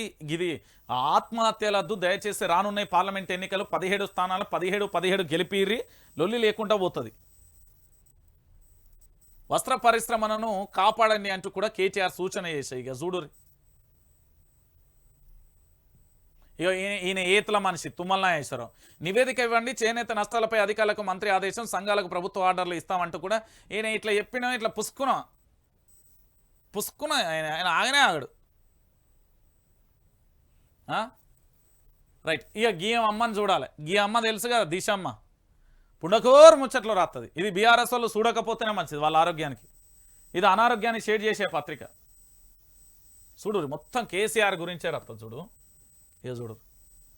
కొనసాగింప తొలగింప ఇగో ఎమ్మెల్సీ అభ్యర్థి తెలంగాణ 4వ పారిశ్రామిక విప్లవం అంటే ఓరి దేవుడు నాయనా మల్లెపూలు ఇంత అగరబత్తు కొబ్బరికాయలు ఏమైనా ఉంటే తెత్తే అయిపో అసలు. ఇక చూడుర్రి కాళేశ్వరంలో కరప్షన్ వార్తలే తలసాని మేడకు అవినీతి ఉచ్చు సిజేఐ బెంచ్కు చంద్రబాబు క్యాష్ పిటిషన్ హైట్రిక్ కొట్టబోతున్నాం ఏంది వీడియోలో టీవీలలో ప్రసారాలు ఇదేదో రాసేలో ఒకసారి చూద్దాం గురి దీని గురించి అయ్యా సిమ్ ఇంటర్నెట్ లేకుండానే ప్రసారాలు. ఇక చూడుర్రి మొత్తం కేసీఆర్ మీద ఏది ఒక బద్ధశత్రువుగా ఎట్లుంటాడో అట్లా రాస్తలేరు. ఇక మీరే చూడుర్రి హెడ్లైన్స్ అన్నీ చదువుతున్నా. కొనసాగింప తొలగింప రిటైర్డ్ ఆఫీసర్ల విషయంలో నిర్ణయం తీసుకొని సర్కార్ కేసీఆర్ ప్రభుత్వంలో వీళ్ళను ఓఎస్డీలు కానీ ఇతరత్ర సీనియర్ ఆఫీసర్ల మీద వాళ్ళని తొలగింప. తర్వాత తెలంగాణ నుంచి 4వ పారిశ్రామిక విప్లవం అట. ఇగో కాళేశ్వరంలో కరప్షన్ వాస్తవమేనట. ఈయన పోయి మొత్తం ఎంక్వైరీ చేసినట్టు. తలసాని మేడకు అవినీతి ఉచ్చు సిజేఐ బెంచ్కు చంద్రబాబు క్యాష్ పిటిషన్. ఇక మొత్తం కేసీఆర్ను తిట్టనీకే ఉంటుంది. కేసీఆర్ను తిట్టనీకే ఉంటుంది. నాకు తెలిసి పాపం రేవంత్ రెడ్డి అన్న మంచోడు కాస్తో కూస్తో, ఎందుకంటే ఆయన నోటి నుండి ఇప్పుడు పూర్తి స్థాయిలో గింత ఘోరంగా మాట్లాడరు. మరి ఈ పత్రిక రేవంత్ రెడ్డిని మించిపోతుంది, కాంగ్రెస్ పార్టీ ఎమ్మెల్యేలను మించిపోతుంది. నాకు తెలిసి కేసీఆర్కి వ్యక్తిగత శత్రువులు ఉన్నారో లేదో తెలియదు. పాపం వాళ్ళకు కూడా ఇంత కడుపుమంటూ ఉండదు. మరి దీనికి ఎందుకు ఇంత కడుపుమంటో నాకు అర్థం కాదు. మొత్తం బట్టగాల్సి మీ దేశుడే. తెలంగాణలో దిశ అంటూ దరిద్రాన్ని తయారు చేస్తుంది ఈ పత్రిక. కేసీఆర్కి ఇంకా కేసీఆర్కి సంబంధించి ఇప్పుడు వేరే వార్తలే కనబడతలేవా? ఏ ఆధారంగా ఇవన్నీ రాసుకుంది? నా దగ్గర డాక్యుమెంట్లు ఉన్నాయి, రమ్మనేనను. 1000 కోట్ల అనుచిత లాభాలు మోటార్ పంపుల సరఫరాలో అక్రమాలు వాస్తవం ధర కన్నా 327% ఎక్కువ పేమెంట్ చేసినాయని చెప్తున్నారు. దాని తర్వాత ఇక్కడ ఏంది గొర్రెల స్కామ్కు సంబంధించి ఇవన్నీ స్కామ్లకు సంబంధించి అన్ని భూ కబ్జాల కేసులు నమోదైనాయి అని చెప్తున్నారు. మరి విచారణ ఏమైంది అంటున్నా. ఇక చూడు కేసీఆర్ని ఎట్లా తిట్టాలి ఏం కథ ముదిగాలే రాసుకుంటే చిచ్చి. మరి అన్నావో తమ్ముడు ఏమైంది ఇప్పుడు అడగబోతివి? ఈ పత్రిక ఎట్లనో రాసుకొస్తుంది. మరి దీని గురించి ఎవరో అడుగుతలేరు. ఫోన్ చేయరు వాళ్ళకు ఫోన్ చేసి అడుగుర్రి మీకు ఇట్లా ఎందుకు రాసుకొత్తాలు, కేసీఆర్ మీద ఉన్న వార్తలను ఉన్నట్టుగా రాయమని చెప్పుర్రి. పత్రికలు అమ్ముడు పోయి బిజినెస్గా మారిపోయినాయి రా సన్నాసులారా అని చెప్తే పెద్ద పోటు మొగళ్ళ లెక్క మాట్లాడతారు ఆడంగి ఏదో వాళ్ళు. చూడుర్రి ఇవన్నీ ఏం వార్తలు, ఏ దిక్కుమాలిన వార్తలు. కేసీఆర్ను నిత్యం ఇదే పని దీనికి. ఇంకేమన్నా ఉన్నా అది రైట్. ఇక ఆజ్కి బాద్ చూద్దాం. తెలంగాణ ఉద్యమ సాధన మొదలు వచ్చిన తెలంగాణను గడిల బందీ నుంచి విముక్తి చేయాలని పోరాడుతూ దొర రాచరికపు ప్రభుత్వ పాలన పనులను ప్రశ్నిస్తూ నిజం ఏంది ఇది అంతుతుంది. సో అదే ఇది డబ్బా 2 ఇది బీజేపీది. ఈ పత్రిక బీజేపీ ఇది ఖచ్చితంగా ఉంటుంది. బీజేపీ వాళ్ళ వార్త లేకుండా ఇది ఉండదు.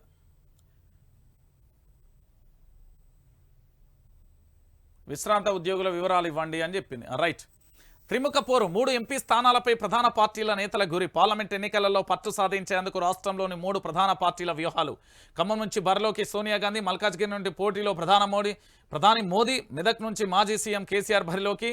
పార్టీ ఆఫీస్కి క్యూ కడుతున్న ఆశావాహులు. రసవత్తరంగా మారిన పార్లమెంటు రాజకీయం. లోక్సభ సీటుపై ఆశలు పెట్టుకున్న బీఆర్ఎస్. మోడీ విజయం ఖాయమంటున్న టీబీజేపీ. హస్తానికి ఎదురు లేదంటున్న తెలంగాణ. ఈ పక్క రాష్ట్ర పొల్లు ఎక్కడో ఉన్నోళ్ళు మన రాష్ట్రంలో పోటీ చేస్తే మీరు ఎట్లా ఓటేస్తారు? నెంబర్ 1 క్వశ్చన్ ఇది చెప్పాలి మీరు. పక్క రాష్ట్రానికి సంబంధించిన సోనియా గాంధీ కానీ ప్రధాని మోదీ రేపు పొద్దుగాల ఇక్కడికి వచ్చి నియోజకవర్గంలో తిరుగుతారా? వీళ్ళేమన్నా నియోజకవర్గంలోకి వచ్చేసి పలానా ఏ నియోజకవర్గం ఉన్నది, ఆ నియోజకవర్గంలో ఏ మండలం ఉన్నది, ఏ గ్రామానికి ఎంత ఇవ్వాలి, వీళ్ళకున్న ఎంపీ ఫండ్లకు వెళ్ళేమని ఇస్తారనుకుంటుర్రా? మన బిడ్డను నమ్ముకుందాం, మన ప్రాంతవాసిని నమ్ముకుందాం, మనోళ్ళకే ఓటేద్దాం. నేను చెప్తున్నా కదా, ఇప్పుడు రేపు పొద్దుగాల మీరు ప్రధాని నరేంద్ర మోడీని గెలిపించినా లేకపోతే సోనియా గాంధీని గెలిపించినా ఏ ఉండదు, చేతిలో బొచ్చే తప్ప అడక తింటాం. చెప్తున్నా వాళ్ళకున్న ఎంపీ ఫండ్స్ను కూడా ఇయ్యరు మనకు. పక్క రాష్ట్ర పోళ్ళు ఏనో పుట్టినోళ్ళు ఎక్కడోళ్ళు మనకెందుకయ్యా? మన తెలంగాణ బిడ్డలు లేరా? వాళ్ళకి అభ్యర్థులు దొరుకుతలేరు. ఆలోచించుర్రి. తెలంగాణ ప్రాంత బిడ్డలారా వీళ్ళని ఎందుకు గెలిపిస్తారు మీరు అంటున్నా. నేను ఏం అవసరం? తెలంగాణను ఉత్తగించిందా సోనియా గాంధీ? ఎంత పోరాటం చేసినాం. 1200 మంది విద్యార్థుల అమరవీరుల ఇల్లు, 45,000 మంది ఆరోగ్యాల మీద దెబ్బపడ్డది, 9 లక్షల మంది ఒక జీవితాన్ని త్యాగం చేసి యువత. లెక్కలతో సహా చెప్తున్నా, చెవులల్లో మొత్తం దుమ్ము దులిపి ఇనుర్రి. వీళ్ళట ఎక్కడో పక్క రాష్ట్రం నుండి వచ్చి నా తెలంగాణలో పోటీ చేస్తారట. వీళ్ళ అంటే గెలిపించాలి. ఎందుకు గెలిపిస్తారు భయ్? మన బిడ్డనా, మన ప్రాంత బిడ్డనా, ఇక్కడ పుట్టినోడా, ఇక్కడ పెరిగినోడా, ఇక్కడ చదువుకున్నోడా, ఈ ప్రాంతం కోసం ఏమన్నా చేసినోడా? మన మన రాష్ట్ర మన బిడ్డలు లేరా? మన తెలంగాణ ఇంత కుట్రనా? పక్క రాష్ట్ర పాలిస్తేనే మన ఆంధ్రాలో పెత్తందారి వ్యవస్థను ఎల్లగొచ్చి మన రాష్ట్రాన్ని మనం సాధించుకున్నాం. ఎక్కడో రాష్ట్ర వచ్చి తెలంగాణ మీద దాదాగిరి ఎత్తా అంటే ఎట్లుకుంటా నేను? నా ప్రాంత బిడ్డలు దొరుకుతలేరా వాళ్ళకు? చూడు ఇది ఎంత ఘోరం అంటే ఇది అన్యాయం అసలు. రేపు పొద్దుగాల వీళ్ళత్తే కర్ఫ్యూలు, వీళ్ళత్తే మొత్తం ట్రాఫిక్ బంద్, వీళ్ళత్తే అనేక రకాలుగా ఇబ్బందుల పాలైపోతాం. దయచేసి దండం పెడుతున్న మన బిడ్డలకు మనకు అవకాశం ఇయ్యిర్రి. మన బిడ్డలు ఉన్నారు కదా, అద్భుతంగా అనర్గళంగా మాట్లాడగలిగే చాలామంది యువత ఉన్నది. యూనివర్సిటీలలో అనేక మంది విద్యార్థులు ఉన్నారు. అనేక సమస్యల మీద పోరాటం చేసిన యువత ఉన్నది. తెలంగాణ ప్రాంతం గురించి పట్టున్న ఉద్యమకారులు ఉన్నారు. ఈ పక్క రాష్ట్రం నుండి వచ్చేగా సోనియా గాంధీ మనకెందుకు, ప్రధాన మంత్రిగా పనిచేస్తున్న మోడీ మనకెందుకు ఎంపీగా పోటీ చేస్తారట మల్కాజ్గిరి నుండి, ఖమ్మం నుంచి. తుక్కోడియాలి మళ్ళా. ఈ ప్రాంత బిడ్డకే అవసరం, ఈ ప్రాంత బిడ్డే అవసరం. మళ్ళా చెప్తున్నా నేను. పక్క రాష్ట్రపుడు మనకెందుకే? పక్క రాష్ట్రపులు మనకెందుకు అని మీరు ఆలోచించాలి. తెలంగాణ ప్రాంత బిడ్డలారా దయచేసి ఆలోచించాలి. పక్క రాష్ట్రపు బిడ్డలు మనకు అవసరం లేదు. పక్క రాష్ట్రం బిడ్డలే వద్దు మనకు. దయచేసి నేను మళ్ళీ చెప్తున్నా, మనకు కావాల్సింది ఒక్కటే, మన ప్రాంత బిడ్డ మన వాళ్ళే గెలిపియండి. మన ప్రాంత బిడ్డలే. ఈ పక్క రాష్ట్రపుల్లో ఎందుకని మనకు, వీళ్ళు ఎందుకు మనకు అంటున్నా? మీరు బాగా ఆలోచించుకోరు. వాస్తవం అది. రైట్. ఇక దాంతోపాటు మన తెలంగాణ ఒకప్పుడు టాప్లో ఉండే, ఇప్పుడు ఎందుకు పోయిందని దాన్ని తీసే ప్రయత్నం చేసిన నేను. మైండ్ గేమ్స్ చురు. లోక్సభ ఎన్నికలలో అధినేతల పోటీలపై ఆసక్తి, లీకులు, ప్రత్యర్థులను ఆత్మరక్షణలోకి నెట్టేలా సంచలన వ్యాఖ్య, కేడర్లో నూతనోత్సాహం, విశ్వాసాన్ని నింపే ప్రకటన, నోటిఫికేషన్ రాకముందుకే 3 ప్రధాన పార్టీల దూకుడు మంత్రం అంటూ కూడా ప్రధాన అంశానికి సంబంధించి కూడా హైలైట్ చేసిన పరిస్థితి కనబడుతుంది. సుశీల మైండ్ గేమ్ ఆడబోతారు, జబర్దస్తుగా ఉంటుంది. ఇక ఒక్కొక్కరు ఒక్కొక్క రకంగా చెప్తారు. జర ఆలోచించారు తెలంగాణ ప్రజలారా.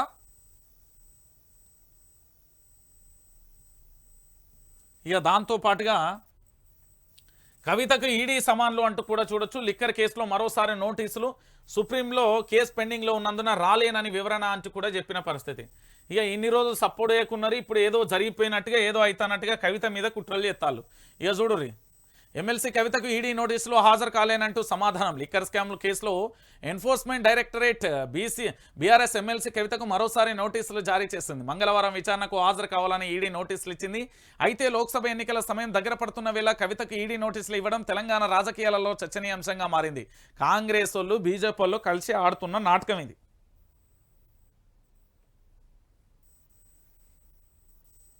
చూడురి, మరోవైపు ఈడీ నోటీసులపై స్పందించిన కవిత విచారణకు హాజరు కాలేనని స్పష్టం చేసింది. ఇదే విషయంలో సుప్రీంకోర్టు కేసులో పెండింగ్లో ఉన్నందున కోర్టు స్పష్టమైన ఆదేశాలు ఇచ్చే వరకు తాను విచారణకు హాజరు కాలేదని నిర్ణయించుకున్నట్లు లేఖలో తెలిపింది. గతంలో 3 సార్లు కవితకు ఈడీ నోటీసులు ఇచ్చింది. దీంతో కవిత సుప్రీంకోర్టును ఆశ్రయించారు. ఈ కేసులో తనను విచారించిన అధికారుల తీరుపై అభ్యంతరం వ్యక్తం చేస్తూ సుప్రీంకోర్టులో పిటిషన్ వేశారు. మహిళలను ఇంటి దగ్గర లేదా వీడియో కాన్ఫరెన్స్ ద్వారా విచారణ జరిపేలా ఆదేశాలు ఇవ్వాలని కోరారు. గత ఏడాది మార్చిలోనే కవితను ఇంటిలోని ఈడీ కార్యాలయం అధికారులు పలుమార్లు విచారించారు. ఢిల్లీ మద్యం కుంభకోణంలో సౌత్ గ్రూప్ కు సంబంధించిన వ్యవహారాలలో కవిత లీడ్ చేశారని ఈడీ ఆరోపిస్తుంది. అరుణ్ రామచంద్ర పిల్లై స్టేట్మెంట్ ఆధారంగా చేసుకుని కవితకు నోటీసులు ఇచ్చినట్లుగా తెలిసింది. కవిత విచారణకు రానని తేల్చి చెప్పడంతో సుప్రీంకోర్టు తీర్పు వచ్చే వరకు ఈడీ అధికారులు వెయిట్ చేస్తారా లేక విచారణకు రావాల్సిందేనని మరోసారి నోటీసులు ఇస్తారా అంటే ఎన్నికలు రాగానే కవిత గుర్తొస్తుంది. తెలంగాణలో ఎన్నికలు రాగానే కవిత గుర్తొస్తుంది. అప్పటి వరకు కవిత గుర్తు రాదండి. తెలంగాణ ఆడబిడ్డలకు సంబంధించి చూడురి, ఎన్నికలని అయ్యో విచారణ తాడోపేడో తెలివర్రి. ఎందుకు ఇన్ని రోజులు నాడుస్తారు? మీ రాజకీయాల కోసం కాదా? మీ రాజకీయ పబ్బం గడపడానికి కాదా? ఎవరి కోసం ఇదంతా? తెలంగాణ ప్రజలారా ఒకసారి మీరే ఆలోచించుర్రి. ఇప్పుడు కవిత కవిత కవిత అని చెప్తున్నారు కదా, మరి ఎమ్మెల్సీ కవితకు సంబంధించి ఎన్నికల గుర్తురాగానే గుర్తొస్తున్నదా అంటున్నా నేను. ఇన్ని రోజు ఏడబోతున్నారు, ఈ విచారణ ఏమైపోతున్నది అంటున్నా తెలంగాణ రాష్ట్ర వ్యాప్తంగా. ఎందుకు ఇట్లా తెలంగాణ ప్రజలను మభ్యపెట్టే ప్రయత్నం చేస్తున్నారు అంటున్నా నేను.